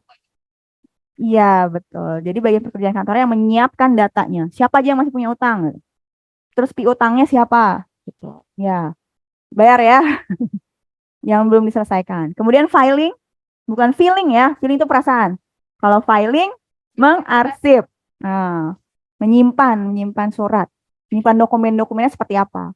Jadi minimal harus punya satu cara menyimpan dokumennya yang seperti apa. Nanti kita bahas lebih banyak itu bahkan ada mata kuliah sendiri, manajemen kearsipan. Ya, ada. Nanti semester berapa? 5, 4 ya. Nantilah. Kemudian ada apa lagi? Mengurus, membagi, mengirim. Nah, ini berkaitan masih dengan surat, ya. Suratnya ini boleh untuk siapa aja. Dan misalkan kalian di bagian keuangan, terus diminta staf adminnya mencetak slip gaji. Terus slip gaji diperbanyak. Boleh? Boleh, tapi cuman yang nerima gaji sama yang mengeluarkan gaji gitu. Enggak, bukan berarti disebar-sebar. Ya. Terus apa lagi? Mendistribusikan ya, misal ada surat undangan atau surat edaran rapat gitu ya, undangan rapat, berarti yang diperbanyak gitu ya, memperbanyak surat. Nah, ini yang berhubungan dengan dokumen tersebut, yang berhubungan dengan orang yang berkepentingan dengan isi surat tersebut ya. Apalagi misalnya suratnya ada tulisan apa tuh kalau rahasia, confidential. Confidential apa? Rahasia. Kan berarti siapa nih yang berhak membaca dan nanti akhirnya memberikan keputusan dari hasil isi dokumen tersebut. Nah, ini harus diperhatikan di bagian kantor ini. Kemudian tugas khusus, yang atasnya, pekerjaan menelpon, menerima tamu, ya, membangun relasi. Nah, ini kan juga pekerjaan kantor, ya, menghubungi calon customer, betul, menerima tamu, pekerjaan pesuruh, maksudnya pesuruh ini apa? Bukan, di sini maksudnya bukan OB. Ini pesuruh itu apa? mewakilkan misalnya. Ya, misalkan, oh bosnya nggak bisa, yaudah kamu yang ke sana ya. Gitu. Berarti harus ada yang disiapkan. Ya, apa yang disiapkan ketika mewakili bagian divisinya atau atasannya itu sendiri. Terus tugas khusus ya, dengan maksud menyederhanakan sistem, menghapus pekerjaan yang tidak perlu. Nah, ini kalau kalian sudah level yang membuat atau menganalisa SOP prosedur. Kayaknya ini nggak perlu deh. Bisa dipangkas nih, bisa langsung ke tahap yang dari A, B, C langsung A ke C aja. Misalnya. Jadi yang A, B ini bisa dilakukan oleh satu orang misalnya. Ya itu bisa kalian sampaikan nanti di dalam manajemen kantoran ini. Ya, tapi tentu dengan evaluasi dengan penilaian sebelumnya gitu ya.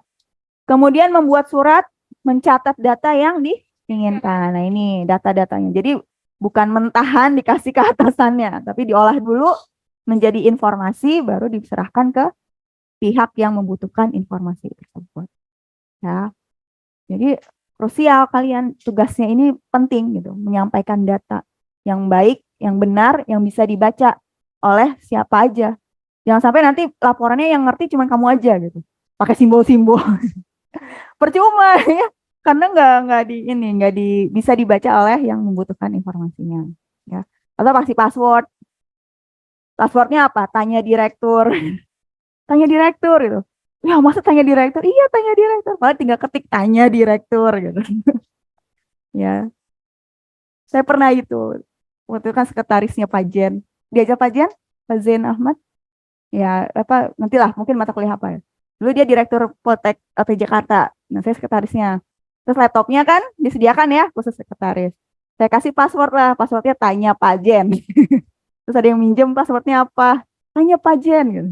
Saya ngomongnya bukan iya password tanya, tapi coba tanya Pak Jen. Beneran nanya. Terus orangnya beneran nanya, mahasiswa itu lah gitu, anak magang. Passwordnya apa Bu? Tanya Pak Jen. Oh tanya Pak Jen, iya. Terus dia jalan ke Pak Jen. Terus dia Pak, password laptopnya apa? Pak Jennya bingung. Terus dia balik lagi, Ibu, nggak tahu Pak Jen. Emang nggak tahu orang passwordnya tanya Pak Jen gitu. Tinggal ketik situ tanya Pak Jen. Jadi agak mencurigakan passwordnya ya. Tapi ya itu inilah apa intermezzo ya, karena biar nggak semua orang bisa mengakses laptopnya itu. Jadi benar-benar nanya dulu sama atasannya, boleh nggak akses laptopnya gitu, tanya Pak Zen gitu. Nah, ini beberapa dari pekerjaan kantor. Jadi kebayang ya kalau misalkan nanti suatu saat ganti haluan karir atau tempat yang berbeda, pekerjaannya tiba-tiba back office. Nah, berarti ini beberapa bagian pekerjaan kantor yang mungkin nanti kalian kerjakan di perusahaan. Kalau misalkan sekarang belum pernah sama sekali, ya jadi punya gambaran gitu ya. Kalau misalkan tiba-tiba nanti harus back office, gitu ya. Atau misalkan ada yang sudah, ya bagus berarti udah ada pengalaman. Kalau belum berarti nanti kita latih seperti apa sih yang harus disiapkan, direncanakan, supaya nanti tugas yang diberikan itu bisa dijalankan sesuai dengan tujuan perusahaan. Gitu. Oke? Ya ngantuk ya? Ya saya dari siang nih ngocehnya. Ini diulang ini. Ya Imam ya, dari siang saya udah ngajar ini. Ini udah tag kedua ini kalau itu ya. Oke, nah dari situ komposisinya ini teorinya dari si George Terry namanya. Kelihatan gak nih angkanya? Ternyata pekerjaan kantor itu paling banyak, kalau dari lingkaran ini seperempatnya ya. Seperempatnya itu adalah kegiatan typing. Typing itu apa?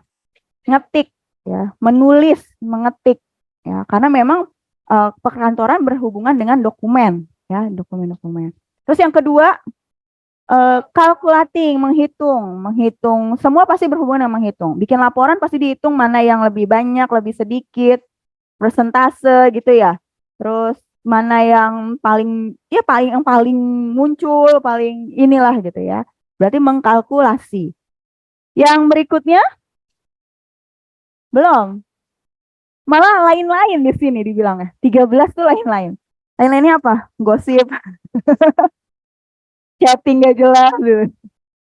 Ya, tapi kalau checking 12 beda sedikit ya sama yang others. Checking itu berarti apa? Mengecek, memvalidasi data. Ya, sesuai nggak yang di lapangan dengan yang dilaporkan. Sini ada yang dapat jatah transport, ya bensin gitu kan. struknya dikumpulin gitu, sebulan ditempel. Ada struk tol sama bensin gitu ya. Nah itu dulu saya pas sekretaris pajak ngumpulin itu dalam sebulan. Pak mana ininya gitu, ditempelin satu-satu dan itu kan gampang hilang ya, jadi setelah tempel langsung di fotokopi gitu, nanti dikumpulin lagi gitu atau di scan gitu, jadi nanti di akhir bulan dikalkulasiin berapa, lumayan itu kalau dia, apalagi kalau misalnya dia lagi keluar kota gitu, itu bisa hampir sejuta buat tol doang waktu itu sebulan, paling sedikit segitu kan, berarti validasi men-checking kapan tanggalnya, waktu, harga gitu ya dan sebagainya. Kemudian yang berikutnya ke filing. Nah, filing itu berarti menyimpan dokumennya, mengarsip dokumen-dokumennya. Nah, tadi tuh untuk mengkalkulasi aja saya harus menyimpan dulu kan bukti bon-bonnya itu, bon bensin, bon tol ya. Makan, kalau misalnya dia makan berarti struk makannya gitu, mengentertain tamunya ya kan, berarti harus dikumpulkan kan, nggak mungkin pajak yang ngumpulin gitu, harus timnya gitu siapa ya, jadi diarsipkan ya filing. Kemudian telepon, berkomunikasi intinya, bukan hanya melalui telepon tapi sekarang udah WhatsApp, email ya, mailing sendiri ya, mailing ya, bersurat, berkirim surat. Nah ini kan berarti kegiatan perkantorannya juga cukup tinggi gitu ya, 7%, 10%. Duplikasi, menduplikat, mengcopy, memperbanyak gitu ya. Misalnya laporan-laporan tahunan tuh diperbanyak, nanti tiap bagiannya punya masing-masing gitu ya dan sebagainya. Nah, dari ini semua yang menjadi sorotan kita adalah yang typing tadi, mengetik. Jadi kalau memang udah staff admin yang di back office harus siap untuk bisa mengetik 10 jari, bukan 11. Ya, kebanyakan 11 atau berapa, 3 gitu. Saya sendiri jujur nggak bisa 10. Paling cuman ya ginilah gitu ya. Gini atau begini gitu. Nggak bisa, kelingkingnya tuh jarang kalau kelingking. Ah, nggak gini, nggak. Nanti begini. Ya. Nah, eh, saya nggak tahu kalian dapat atau enggak. Nanti ada mata kuliah typing khusus mengetik sendiri. Ada. Kalau di SMK pernah ada? Nggak. Nanti typing. Tapi nggak tahu nanti ada apa nggak. Kalau ada perubahan nggak di kurikulumnya. Jadi fokus 14 sesi itu kalian gimana ngetik cepet. Itu ada recordnya, ada timingnya gitu. Misalnya nulis satu paragraf itu normalnya hanya 5 menit atau 5 menit aja lama itu satu paragraf ya. Misalnya hanya 1 menit, satu halaman 1 menit. Nanti tuh ada apa kayak Zoom kan ada recordingnya ya, dia direcord gitu. Berapa kecepatannya, berapa kata yang benarnya gitu ya. Jadi bukan hanya kecepatannya, tapi benar nggak huruf-hurufnya. Semoga dapat ya mata kuliahnya. Karena nanti pekerjaan perkantoran paling banyak yaitu typing. Bukan hanya di Word, tapi di Excel, Office lah gitu. Ya. Kemarin di Applikom ada ya semester 1 yang di lab perkomputerannya itu untuk persiapan ini sebenarnya. Typing itu. Ya, membiasakan untuk mengetik, membuat surat ya. Kemarin Applikomnya apa? Bikin surat, ngetik ya, Excel ya, data, PowerPoint, nota ya. Itu kan bagian dari si typing ini. Bikin PowerPoint, ke PowerPoint kayaknya udah banyak kan. Bahkan sekarang perusahaan makin gila ya. Dia harus bisa desain, bisa komunikasi, bisa nyetir, terus bisa apa lagi? Wah, semuanya kalau bisa ya. Multifungsi, bisa bahasa Inggris, Mandarin. Oh. Iya, jadi jangan ditunjukkan semuanya ya. Lama-lama ke sendiri ya. Pura-pura bodoh gitu ya. Nggak bisa Pak gitu. Bukannya nggak bisa gitu. Nggak mau sebenarnya. Tapi bilangnya nggak bisa Pak ya. Ya, kadang saking pengen hematnya satu orang bisa jadi Superman gitu. Ya, semuanya bisa. Ya, tapi gajinya gaji standar biasa ya. Nah, oke. Ini beberapa pekerjaan kantornya. Kalau yang di teknis ada nggak sih bersinggungan dengan dokumen, tetap ada nggak sih? Dari sini ada yang operator atau teknisi, mekanik atau apa? Kan mekanik apa? Robot apa? Hah? Toyota di Astra, Honda. Ya kan jarang ya.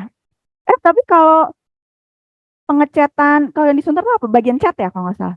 Dia tuh bagian painting kan. Itu tetap ada dokumennya kan? Misal apa yang sudah dikerjakan di checklist gitu ya. Saya pernah lihat tuh dokumennya, checking pekerjaannya. Bahkan Transjakarta aja kan ada datanya tuh. Kapan dia nyampe kan pernah lihat kan ya di papannya itu time dia datang, kapan berangkat. Nah, itu kan se, apa ya, seteknis pekerjaan kita tetap ada yang dicatat. Nah, karena pasti ada hal yang perlu dicatat untuk keperluan yang lainnya. Tadi kalau di Transjakarta supirnya mencatat kedatangan ya, berarti ya, kedatangan dan kepulangan atau balik trayeknya gitu ya, trayeknya. Berarti kan untuk menghitung apa nanti dia ongkos bensinnya. Mungkin itu dari dasar dia penggajiannya gitu ya, shiftingnya, atau misalnya nanti terjadi kecelakaan, jadi terlacak siapa nih jam segini yang lewat nih. Gitu. Kan itu butuh dengan data, pencatatan. Ya, jadi setiap pekerjaan kita pasti ada hal yang harus dicatat semuanya. Ya, bahkan amal kita juga dicatat ya. Udah seru deh bahasannya ya. Jadi semua ada pencatatannya. Ya, dan kita sebenarnya memori kita tuh hebat banget kan, ingatan kita tuh luar biasa, otak kita luar biasa. Tapi seluar biasanya kita perlu bantuan untuk mengingat, makanya perlu ada yang mencatat itu, ya untuk mengingat. Oh iya bener kok ini di sini. Jadi menstimulus memorinya gitu, ya. Kenapa? Ada sekretaris gitu, catat sama sekretaris saya gitu. Ya, ya silakan hubungi sekretaris saya gitu ya. Terus dia lupa, ya sekretaris saya bingung nanti, oh, gimana nih? Gitu, ya. Oke, sampai sini pertanyaan. Oh, jam 8 ya? Ya? Oke, yang di Zoom ada pertanyaan? Di Zoom siapa aja ini? Banyak, 16. Ya, Alifa, Agustina, Ananda, ada pertanyaan? Tidak ada, Miss. Amanda ya? Mata saya agak. Fajar, Ferdi, Lydia, Fikri, Sopi, Wahyu, Chandra bukannya? Ini Chandra juga. Oh, ada 2 orang ya Chandra? Saya mau tanya dong, Miss. Ya, oke. Siapa Tidak ada, nih? Miss. Ya, silakan. Coba siapa namanya? Agustina mau tanya, Iya, iya, silakan.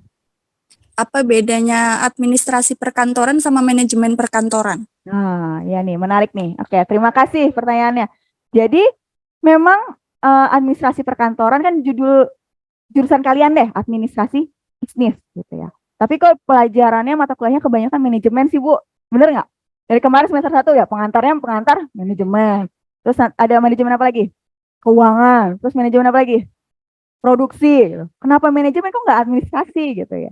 Nah, jadi memang uh, administrasi dan manajemen ini satu rumpun ilmu, ya satu rumpun, masih sama gitu, masih sejenis.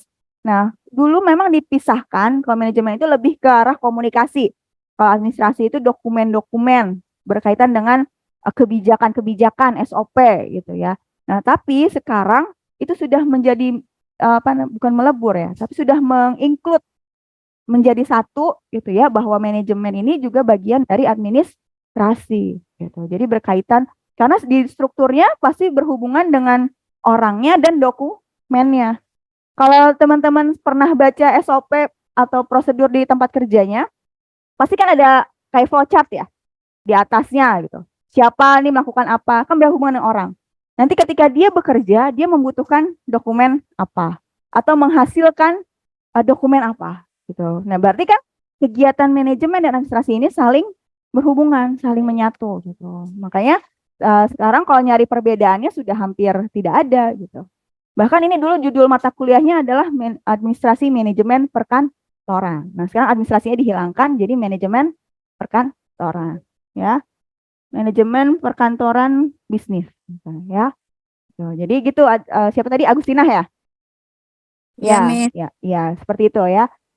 Jadi sudah menyatu nih. Gitu. Makanya kalau melihat SOP kan pasti langkahnya, siapa orangnya, divisinya gitu ya, bagian atasnya, terus dokumen apa yang dikeluarkan, dokumen apa yang diterima. Nah, itu maka pasti berkaitan antara satu dengan yang lainnya. Oke, ada lagi yang lain? Belakang, kanan, kiri, depan? Nggak ada? Ya, jadi inilah pengantar dari manajemen perkantoran. Ruang lingkup pekerjaannya seperti ini. Berhubungan dengan pekerjaan tertulis tadi ya. Tertulis dokumen yang tercetak dan yang lisan. Sekarang kan ada rekaman ya, ada voice note, ada email juga yang elektronik. Nah, ini juga bagian dari perkantoran itu sendiri. Oke. Nah, sekarang kita masuk ke yang kedua. Nah, tadi manajemen ini berhubungan juga dengan organisasi. Kemarin di pengantar manajemen kita bahas sedikit organisasi ya. Organisasi itu apa? Apa organisasi? Masih ingat? Perkumpulan. Perkumpulan apa? Nah, betul. Untuk mencapai suatu tujuan. Ya, jadi dia berkumpul untuk melakukan kegiatan yang sesuai dengan tujuan yang sama. Tujuannya sama. Gitu ya. Nah, dari situ, maka harus tahu dulu struktur organisasinya, bentuk organisasinya untuk menjalankan manajemen perkantoran. Karena tadi biar tugas dan pekerjaannya sesuai dengan job desk-nya, sesuai dengan posisinya. Sehingga nanti perlengkapan perkantorannya juga ikut sesuai dengan posisinya. Dan jangan sampai nanti direktur, kira-kira direktur butuh kendaraan nggak sih? Butuh misalnya. OB butuh nggak sih? Butuh. Butuh. Ya, makan siang gitu ya dan lain sebagainya. Nah, maka harus tahu dulu organisasinya biar dia tahu posisinya dia di mana, posisi kitanya di mana. Sehingga bisa dianalisis apa yang dibutuhkan oleh posisi ini untuk menunjang kegiatan atau penyelesaian tugas posisi tersebut. Ya, misalnya staf keuangan, berarti dia butuh apa sih untuk menjalankan fungsi dan tugasnya dia.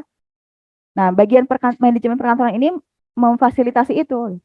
Alat kerjanya apa, ruangannya seperti apa, penggajiannya seperti apa, ya, fasilitasnya apa gitu ya. Misalkan bagian lapangan, surveyor, di sini ada yang surveyor? Udah pernah dulu jadi surveyor? Surveyor nasabah atau surveyor lahan tempat di pertanahan? Kan berarti dia ada nanti ngelamar. Ya. Jadi pasti ada hal yang berbeda dong ketika posisinya yang di dalam kantor. Ya, misal fasilitas apa? Kendaraan mungkin disediakan. Kalau sekarang biasanya jarang ya memiliki kendaraan bermotor gitu kalau ngelamar kerja. Karena perusahaannya nggak mau menyediakan fasilitas kendaraan. Gitu. Kalau dulu mungkin disediakan masih. Kalau dulu kan juga yang delivery makanan, Pizza Hut atau apa itu kan disediakan kan kantor motornya dari si McD atau Pizza Hut. Nah sekarang mereka nggak mau. Jadi yang melamar harus sudah punya motornya dimodif, belakangnya dikasih ini. Ini kan berarti ada perubahan ya dalam menyediakan fasilitas ini. Nah, maka kalau nanti di organisasinya sudah paham, posisinya sudah paham, maka dia makin jelas dalam melaksanakan tugas dan fungsinya. Dan alat-alat serta apa namanya? Pelaporannya gitu ya. Karena nanti berkaitan dengan ini unsur kerjasama dalam organisasi. Komunikasinya gimana? Mau izin gak masuk ke siapa ya gitu. Ya saya akrabnya sama direkturnya. Izinnya sama direktur, atasannya nggak tahu. Pas atasan ditanya, kamu kemana anak buahnya? Gitu. Bingung kan? Tapi direkturnya tahu. Apa yang terjadi sama atasannya dia? Bisa kecewa kan? Kok nggak menghargai saya sebagai atasan? Terus nanti bisa jadi penilaian dia jadi jelek. Kok nggak mengawasi bawahannya, pekerjaannya seperti apa? Nah ini baru dalam komunikasi. Cuman karena izin, ya itu komunikasi. Terus koordinasi itu berarti apa? Minta izin lagi, izin mulu, ya, izin nikah lagi ya bang. Jangan ya, nggak usah lah ya. Udah izinnya udah di ACC ya. Belum nanya. Ya koordinasi tentang pembagian tugas misalnya, atau koordinasi tentang waktu penyelesaian, misalnya bagian keuangan harus menyiapkan dana untuk membayar gaji. Dasar dia membayar gaji kan dari kehadiran misalnya.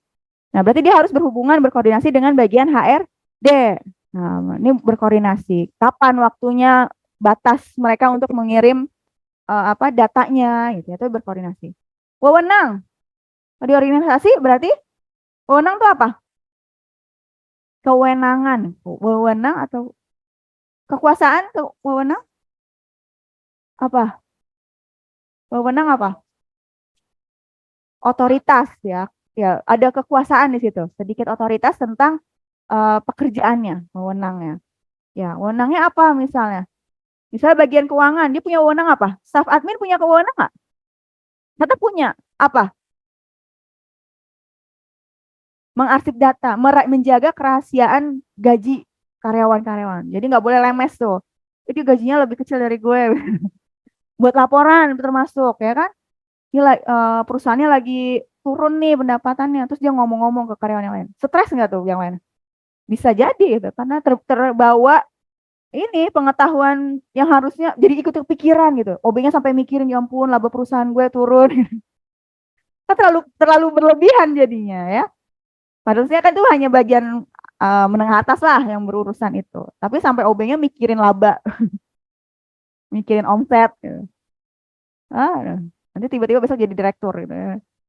Nah, Anda wewenang. Kemudian kepemimpinan. Ya, ini berhubungan dengan siapa yang membutuhkan data dan siapa yang menyiapkan data. Ya, yang diperintahkan mengerjakan siapa, kemudian yang harus ikut aturannya siapa, ya, membuat aturan siapa. Nah, ini unsur kerjasama dalam organisasi ini adalah 4 ini. Nah, dari sini nanti tugas dan pelaksanaan pekerjaannya, kalau sudah ada strukturnya dan ada metodenya, maka harapannya tertib, semua bisa berjalan sesuai dengan fungsi dari struktur organisasinya itu. Jadi nggak ada yang orang keuangan tapi ngerjain bagian HRD, walaupun ada ya kenyataannya. Ya, orang pemasaran disuruh jadi bikin laporan keuangan gitu.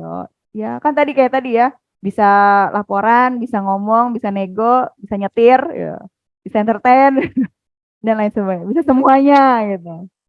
Ya. Jadi kalau ada apa dia lagi gitu ya. Dia yang punya perusahaan akhirnya. Ya. Nah, balik lagi tadi.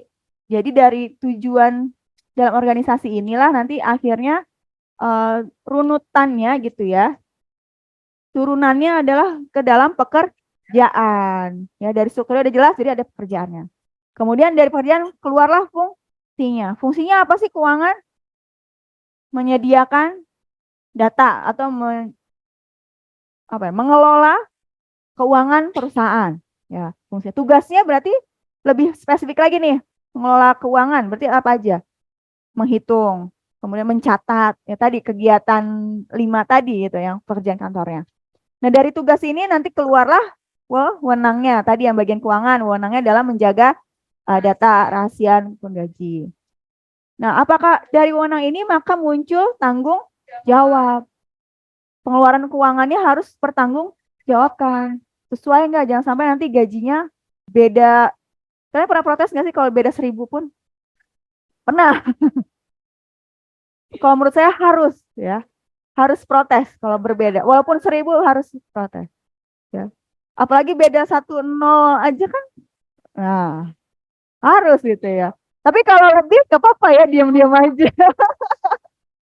Bonus gitu ya, positive thinking, oh bonus gitu.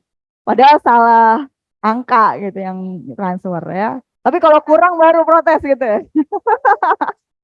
Ya, nah, ya, nah ya, nggak boleh. Ya, jadi dan kalau menyajikan data berarti ya ini tadi bertanggung jawab atas data yang disampaikan. Nggak boleh di markup ya, di markup itu apa? Dinaikkan, diubah ya. Kemudian dimanipulasi lah gitu lah data-datanya. Jadi harus yang real count ya. Mau pemilu ya, real count datanya ya. Kemudian keluarlah kewajiban untuk bertanggung jawab terhadap pekerjaan itu. Ya, jadi kalau sudah paham strukturnya, paham di mana posisinya, jadi nanti tahu tugas wewenangnya dan akhirnya dia bisa bertanggung jawab atas apa yang dikerjakan ya. Nah, makanya ya gitulah namanya kerja ya, pasti harus bertanggung jawab kan ya. Kita semua harus bertanggung jawab dari prosesnya sampai hasilnya ya. Dari memulainya juga harus penuh tanggung jawab. Niatnya gitu ya. Niatnya nyari nafkah, nyari jodoh, sampingan ya. Side inilah bonus ya, bonusnya dapat jodoh direkturnya gitu. Ya. Jadi ini dari organisasi itu sendiri ya.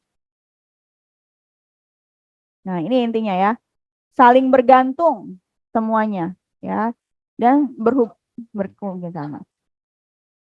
Ya, selesai ada pertanyaan tentang organisasi? Ya, oke. Baik, ini setengah jam lagi kita diskusi. Ini dibagi 4 kelompok. Kita diskusi sini. Ini sepi banget ya. 4 kerja ya. Ya udah di 2 teori, saya capek. Capek. Ya, duduk aja dulu ya. Gitu. Sebenarnya atau gini deh. Ada yang di sini bisa menggambarkan struktur organisasi di perusahaannya. Ini gambar di sini. Saya nggak butuh namanya, hanya misalnya di atasan kalian disebutnya di tempat kerja apa, misalnya direktur atau kepala bagian apa gitu ya. Bisa. Itu di kartu keluarga, bukan di struktur organisasi ya. Ayo, ada bisa nggak? Ada yang ingat nggak? Ada yang bagian HRD atau? Ayo boleh silakan. Jadi, iya, iya udah bang. Oke, struktur RP3 saya udah bosan nih. Iya, boleh. Ya nggak apa-apa lah. Ini emang gelap ya. Saya nyalain dulu ya. Kepala kampus. Di atas kepala kampus ada lagi itu sebenarnya. Ya udah di kampus aja.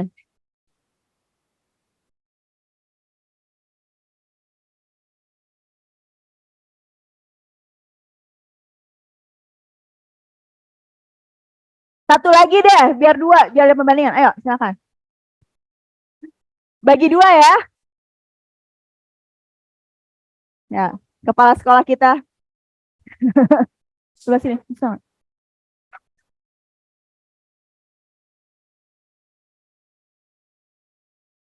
Nah.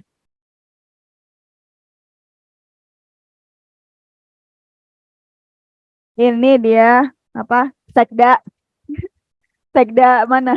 Sekda Pelumpang. Kepala sekolah, bawahnya Kasatlak. Oh Kasatlak.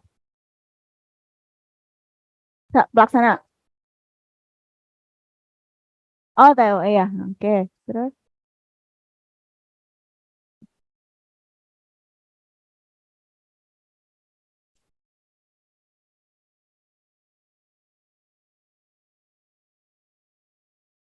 wakil kabit. Oh, itu betul gitu. Panahnya ke atas. Ya udah terserah kamu. Kamu gimana? Ingetnya gimana?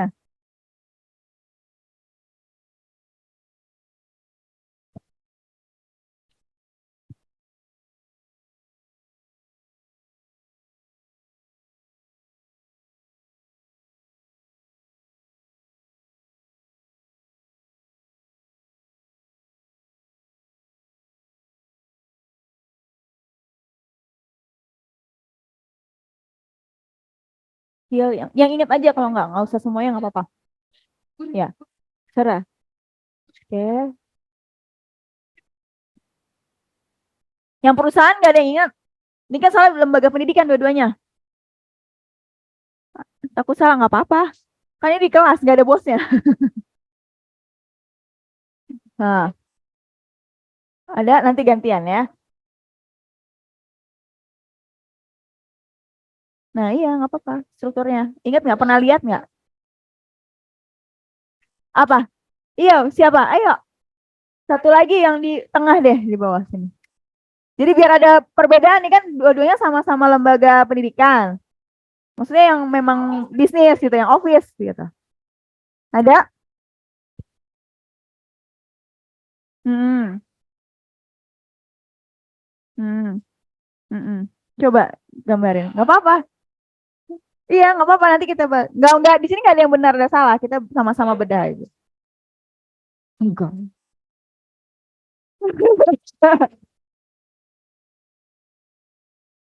Mana tadi spidolnya, Mam? Di agak ke bawah aja coba. Yang di Zoom kelihatan nggak di papan tulisnya? Kelihatan, Siapa? Miss. Kelihatan ya? Kelihatan orangnya doang ya? Akbarnya kelihatan nama ini. Kelihatan Bang Amir.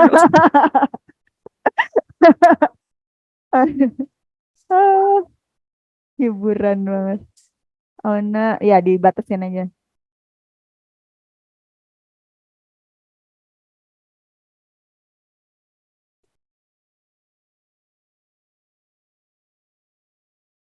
Ini kayak sekolah kamu sendiri nih. Keamanan, operator. Heeh. Mm-mm. Yayasan. Ada yayasan nggak? Negeri nggak? Negeri apa swasta? Oh negeri.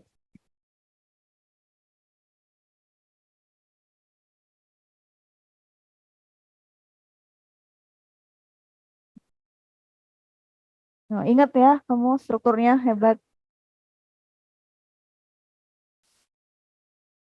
Ya. Hah? Udah diatasin.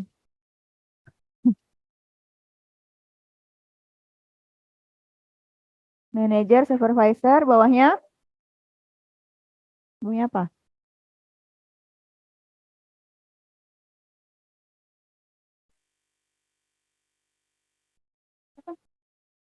Apa? Hmm. Ya, oke, thank you.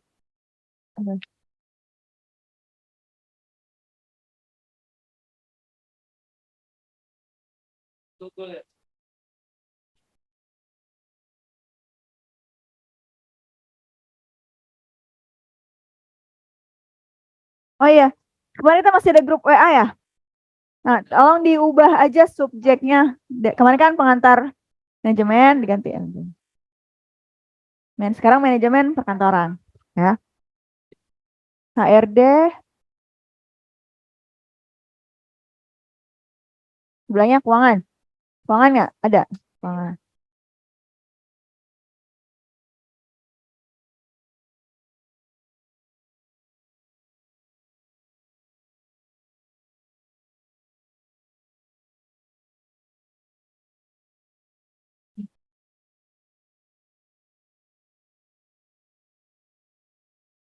Ya, oke, thank you.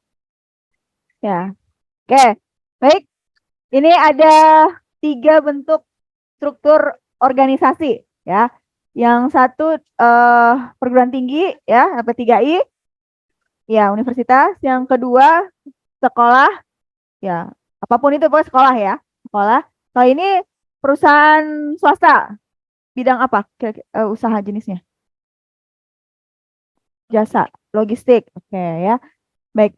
Nah, kita lihat satu-satu dulu. Nah, ini berhubungan dengan bentuk-bentuk organisasi. Ya, kenapa di bentuk organisasi itu ada 6 macam bentuk.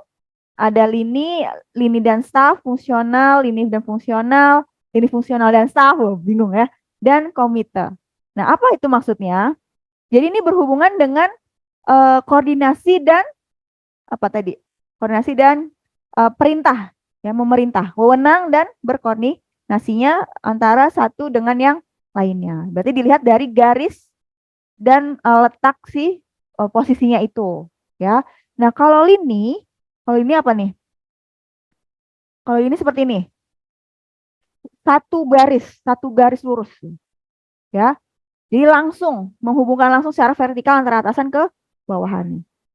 Nah, jadi nggak ada yang didelegasikan bagiannya. Jadi semua diatur ke satu orang aja, ya.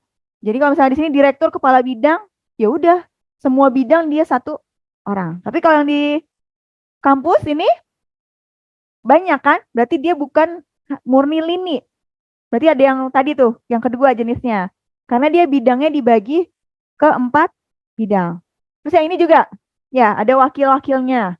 Terus yang ini ownernya unik nih. Dia masih ke manajer dulu. Dari owner ada manajer store kali ya. Beda nggak sama kepala cabang? Kepala cabang dulu apa manajer dulu? Hah? Kepala cabang dulu biasanya ya? Kepala cabang, kalau kalau perbankan kan kepala cabang dulu terus manajer. Manajer apa kepala cabang dulu? Bukan manajer tapi sebutannya. Dia head of apa gitu. Head office kepala cabang. Head office. Ya, ya. Nah, ini kalau ini. Berarti di sini tiga ini nggak masuk ya ke ini. Karena kalau ini kan lurus dia. Apa nggak ada percabang-cabangan. Ya. Jadi setiap kepala unit punya masing-masing ke atas gitu direkturnya. Ya. Jadi misalkan ada direktur utama, ada direktur operasional, ada direktur keuangan, terus ada direktur apa ya, HRD. Nah, jadi masing-masing unit tuh punya atasannya sendiri, ya. Itu lini. Yang kedua, sorry, kita bahas dulu keburukannya atau keuntungannya lah. Solidaritasnya tinggi karena semua saling mengenal satu sama lain. Jadi satu kesatuan ya, nggak berbeda-beda. Disiplin kerjanya biasanya tinggi karena dikontrolnya langsung dari atasan langsung, nggak melalui leveling orang-orang yang lain. Coba kalau kita lihat di sini, ini staffnya kalau disiplinnya yang negor siapa dulu? HRD-nya dulu kan? Atau supervisornya dulu? Direkturnya boleh negor, tapi negor apa sih atasannya dulu, nggak bisa langsung. Gitu. Tapi kalau di lini, nah ini dia bisa secara langsung negor atau mengontrol staffnya gitu, bahkan staffnya ya. Nah, kalau kekurangannya yang lini ini, terkadang pimpinan tertinggi ini sering tidak dapat dibedakan dengan tujuan organisasi. Jadi lebih ke power pimpinan itu lebih tinggi gitu. Jadi dia mengendalikan benar-benar si organisasi ini. Kalau dia melenceng sedikit aja dari tujuan organisasi, maka bisa berubah tujuan organisasinya itu. Ya, karena jadi apa pemegang kendalinya hanya dia. Ya, kalau dianya apa mundur ininya kinerjanya bisa jadi semua organisasinya juga mundur.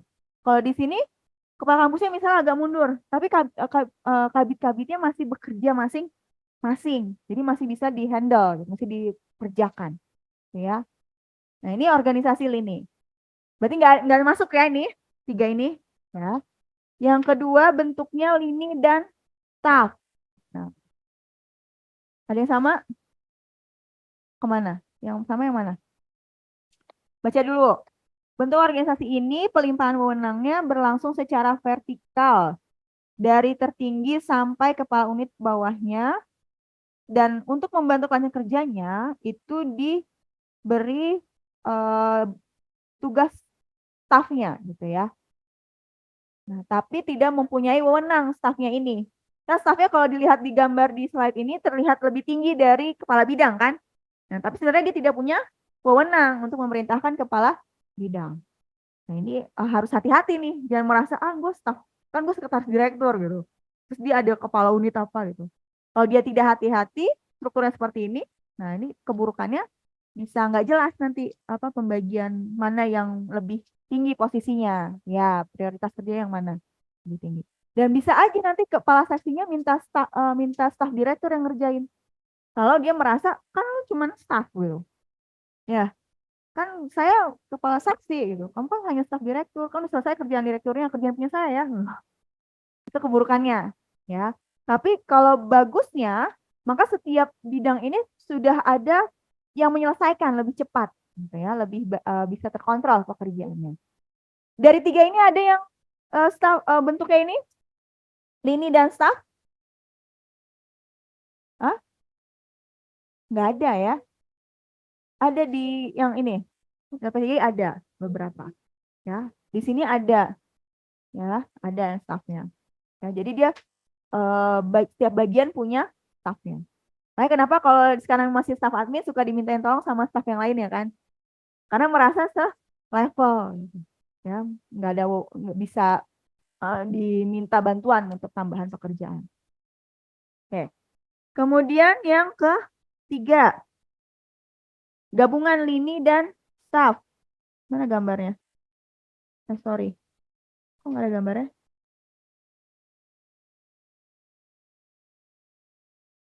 Oh, ini 2 ya, lini dan staf. Yang ketiga, fungsional. Nah, kalau fungsional ini ada kepala unitnya, ada bagian-bagiannya. Kalau di sini nggak ada. Oh, sorry, ada nih. Nih, ke salah. Jadi disesuaikan dengan fungsi-fungsi pekerjaannya. Ada bagian kesiswaan, ada bagian sarana prasarana, kemudian kurikulum. Ya, jadi ada unitnya. Kalau di perusahaan mungkin ada bagian direktur keuangan, direktur HRD. Jadi levelnya udah paling atasnya itu direktur. Ya. Kemudian baru di bawahnya dia punya kelompok pejabat yang lainnya, ada kabaknya lagi. Gitu. Ya. Kalau struktur organisasi yang di Keramat, yang di kampus Keramat, yang direktoratnya itu ada gitu, Imam. Ada bagian direktorat kerjasama, divisi kerjasama. Dia punya kabaknya sendiri. Kalau di sini mungkin ada juga levelnya kabak, tapi masih di unit yang berbeda, kepala bagian. Ya, gitu. Nanti di unit kepala unit itu tanggung jawabnya langsung ke direktur, bukan ke unit yang lainnya. Gitu. Nah, nanti dari direktur berarti memberikan instruksinya ke unit tersebut. Itu unit tersebut bisa mendelegasikan ke bagian bawahannya. Bawahannya biasanya disebutnya kabak levelnya, kepala bagian. Ya? Ya. Jadi lebih spesifik pekerjaannya. Unit data informasi. Nah, berarti kan dia berfokus tentang data dan informasi. Tanggung jawabnya langsung ke direktur. Gitu. Ya. Ini masuk ke fungsional? Mirip ya? Mirip. Yang keempat, lini dan fungsional. Nah, ini ya, ada unitnya dan ada fungsionalnya. Nah, ini LP3 ini seperti ini. Lini dan fungsional. Ada unit penelitian dan pengabdian masyarakat. Ada unit penempatan kerja, PNP. Ada unit apa lagi? Data informasi, pemasaran. Nah, jadi direkturnya ini membuat khusus satu bidang pekerjaan tertentu yang disebut dengan kepala unit. Jadi semuanya dilimpahkan ke kepala unitnya itu, direkturnya itu. Ya. Jadi lebih spesifik di unitnya ini. Direkturnya cuma terima laporan aja. Jadi terserah si kepala unitnya mau bentuknya kayak gimana, merancang program kerja seperti apa. Direkturnya hanya mengawasi, meminta laporan gitu ya, pertanggungjawabannya seperti apa dan meminta perencanaannya seperti apa. Ya? Ya, lebih fleksibel. Ya. Oke. Udah 4, yang kelima, mana tuh? Kok naik?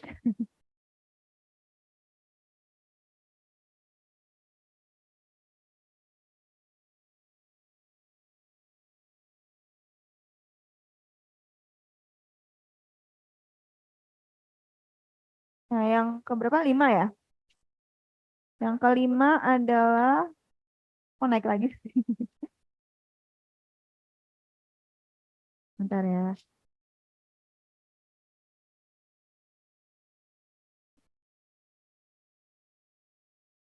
Nah, yang kelima bentuknya adalah seperti ini. Dia punya, di direktur itu punya staf ahli. Di kementerian nih banyak yang seperti ini. Jadi punya staf ahli yang untuk membantu dalam proses perencanaan tujuan organisasinya itu. Dulu kita sempat punya staf ahli di LP3I. Terus habis itu dipangkas, di strukturnya berubah. Nah, struktur organisasi ini bisa berubah nggak sih? Bisa. Sesuai dengan perkembangan dari organisasinya itu.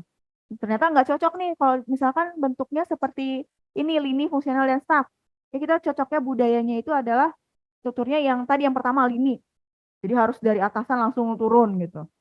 Misalnya. Atau itu udah nggak cocok, harus berubah kembali ke lini dan fungsional serta staff misalnya. Kita butuh staff nih.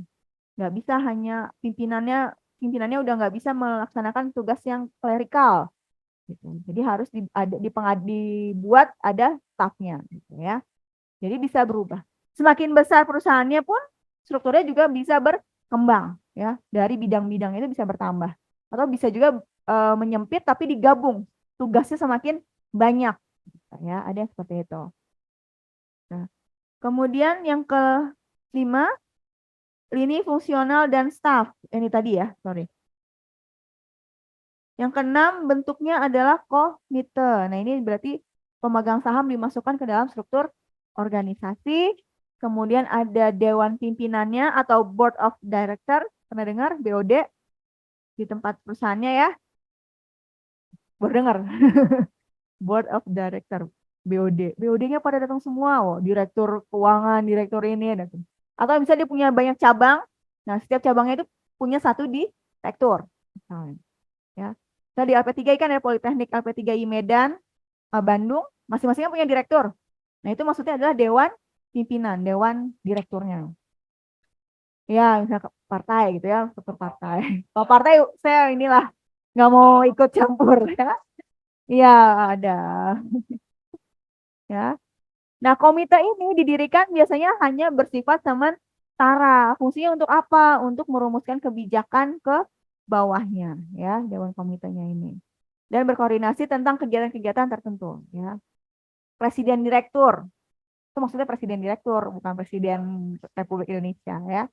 Wakil presiden direktur, kemudian ada, makanya ada istilah direktur utama, terus ada direktur aja gitu ya. Nah, itu karena bentuknya organisasinya adalah komite. Ya. Jadi lebih enak paling tinggi yang mana nih? Pemegang saham. Kan udah main saham belum? Udah, sama apa sama LP3 ya? Ya, belum masuk di itu ya.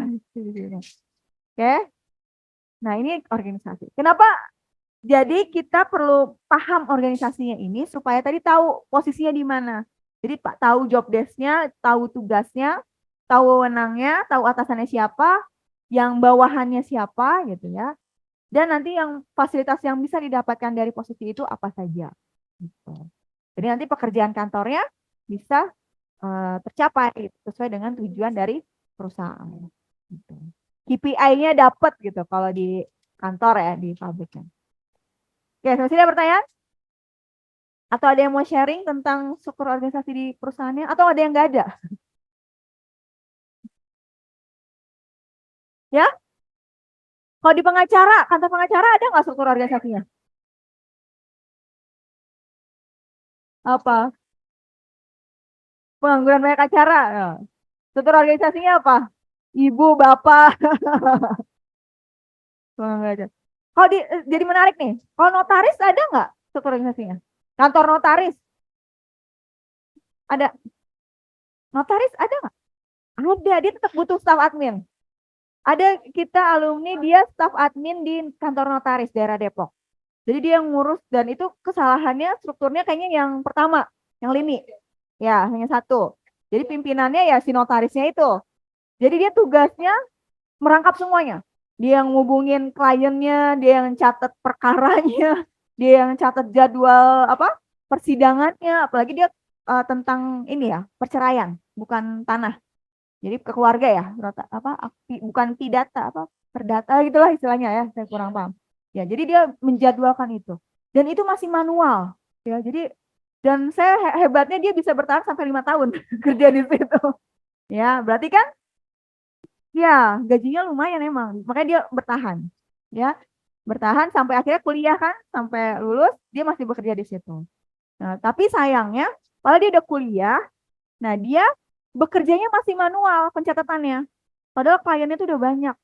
Bukunya tuh udah dari tahun berapa gitu. Jadi pengacaranya tuh udah lumayan inilah sepak terjangnya tuh udah lama gitu ya. Nah, saat itu dia pernah ngajuin peralatan. Karena kan admin ya. Pak ini udah nggak bisa pakai buku, udah nggak kelihatan tulisannya, suka hilang, robek. Gimana kalau pakai komputer gitu. Itu nggak disetujuin. Parah ya. Padahal besar ya honornya kayaknya ya. Itu nggak disetujuin. Sampai dia mau lulus nggak disediakan. Tapi karena dia gemes, dia akhirnya bawa sendiri gitu. Ya, karena dan dia butuh untuk mengerjakan tugas akhirnya kan. Jadi mau nggak mau dia bawa laptop ke kantornya itu.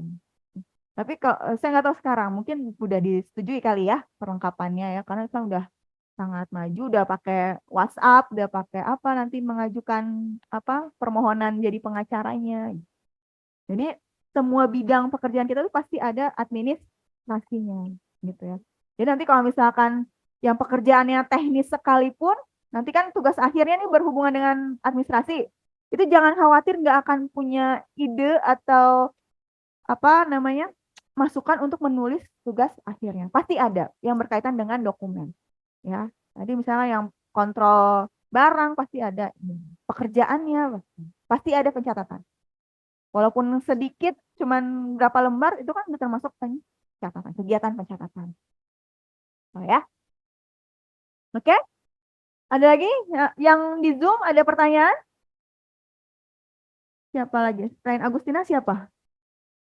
Fitria, Boni, Anggra ini, Wahyu, akademik. Ada pertanyaan? Udah capek ya? Capek emang. Ya, siapa lagi? Ya, nah ini bentuk organisasi komite ya. Oke? Grup WA-nya sudah diubah? Ya, nanti saya kirim materinya. Silahkan dibaca. Sekali lagi ada pertanyaan? Ada pertanyaan? Udah siap-siap ya? Sudah capek banget itu. Dingin. Udah mau habis. Ini udah habis mau habis. Ya. Jadi gimana ya jelasinnya? Kalau pekerjaan kantor itu kalau dulu itu identiknya pasti di kantor gitu ya. Tapi sekarang udah banyak yang online. Mungkin aja kita nanti suatu saat kerjanya nggak ada kantornya. Ya, walaupun sekarang kantor itu kan identik dengan bukan hanya formalitas tapi dianggap jadi orang lebih percaya kalau ada kantornya gitu. Apalagi kalau misalkan dunia online. Emang kantornya di mana gitu. Bahkan mau mendaftar marketplace pun juga ada gudangnya kan. Tetap harus ada kantornya. Gitu. Jadi walaupun sekarang dunianya sudah online, tetap harus punya tempat untuk melaksanakan perkantoran itu. Minimal gudangnya atau toko offline-nya gitu ya kalau perusahaan-perusahaan online gitu. Nah, jadi kita semua nggak bisa terlepas dari kegiatan perkantoran ini walaupun eh, pekerjaannya sudah berupa online atau di dunia maya ya. Desain aja itu kan bisa di rumah, tapi tetap diminta alamat kantornya gitu. Alamat rumah berarti kan jadinya. Ya. Boleh nggak dibedakan? Misalkan yang kerjanya freelance nih, yang desain itu kan bisa di rumah ya. Programmer, dia bisa menentukan alamatnya sendiri gitu, bukan di rumahnya. Gitu. Alamat kantor mana gitu. Bisa ya, walaupun dia freelance, dia bisa membuat satu alamat khusus untuk dia berkorespondensi untuk mengirim dokumen-dokumen. Dan sekarang mungkin pakainya email. Email pun juga yang sekarang adalah yang email corporate gitu ya. Kalau perusahaan kalian dibuatkan, ada yang dibuatkan di perusahaannya email pribadi, yang di admin enggak? Ya, enggak ada yang dibuatkan? Enggak ada. Buat sendiri. Kalau dari perusahaannya, jadi belakang emailnya tuh misalkan @pt apa gitu, ABC. Ada. Apanya maksudnya? Ya. Oh ya, disediakan segitu. Tapi maksudnya alamat surel belakangnya kalau apa? Nama perusahaanmu? Oh, jadi nama perusahaanmu ya gitu. Ya. Kalau perguruan tinggi belakangnya ac.id. Oh. Kalau perusahaan pemerintahan belakangnya pasti yang go. go.id id Indonesia. Gitu. Kalau Australia saya go.aus gitu. Aus. Aus misalnya. Malaysia apa ya lupa saya. Jadi itu adalah surel yang resmi seperti itu di dunia internet itu. Ya, jadi government kalau perusahaan .co.id company ya company corporate atau company.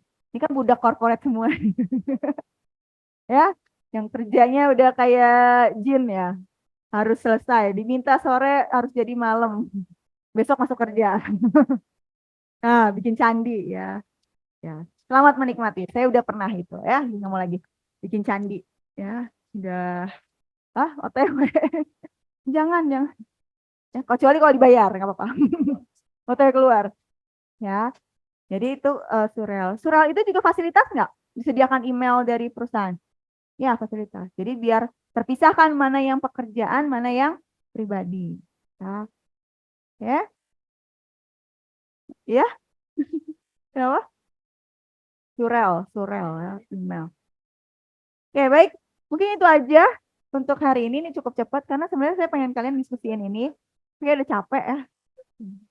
Saya juga capek banget tuh. Disembur, hujan-hujanan, belum makan. Hah? Habis bikin candi, ya. Suruh kuliah gitu. Saya kasih tugas ya. Kasih tugas gitu. Ya, baik. Berarti kita ketemu lagi 2 minggu lagi ya. Karena sorry, sih bener kan 2 minggu sekali ya. Minggu depan berarti kalian mata kuliah yang berbeda kan? Bukan saya kan? Oh libur, enak dong. Nggak bener nggak sih kita? Hah? 2 minggu sekali kan? Iya, Miss. Kenapa yang di Zoom tadi bicara ada apa? Iya, 2 minggu sekali katanya. Tanggal 2 dan tanggal 16. Besok tanggal berapa? Minggu depan.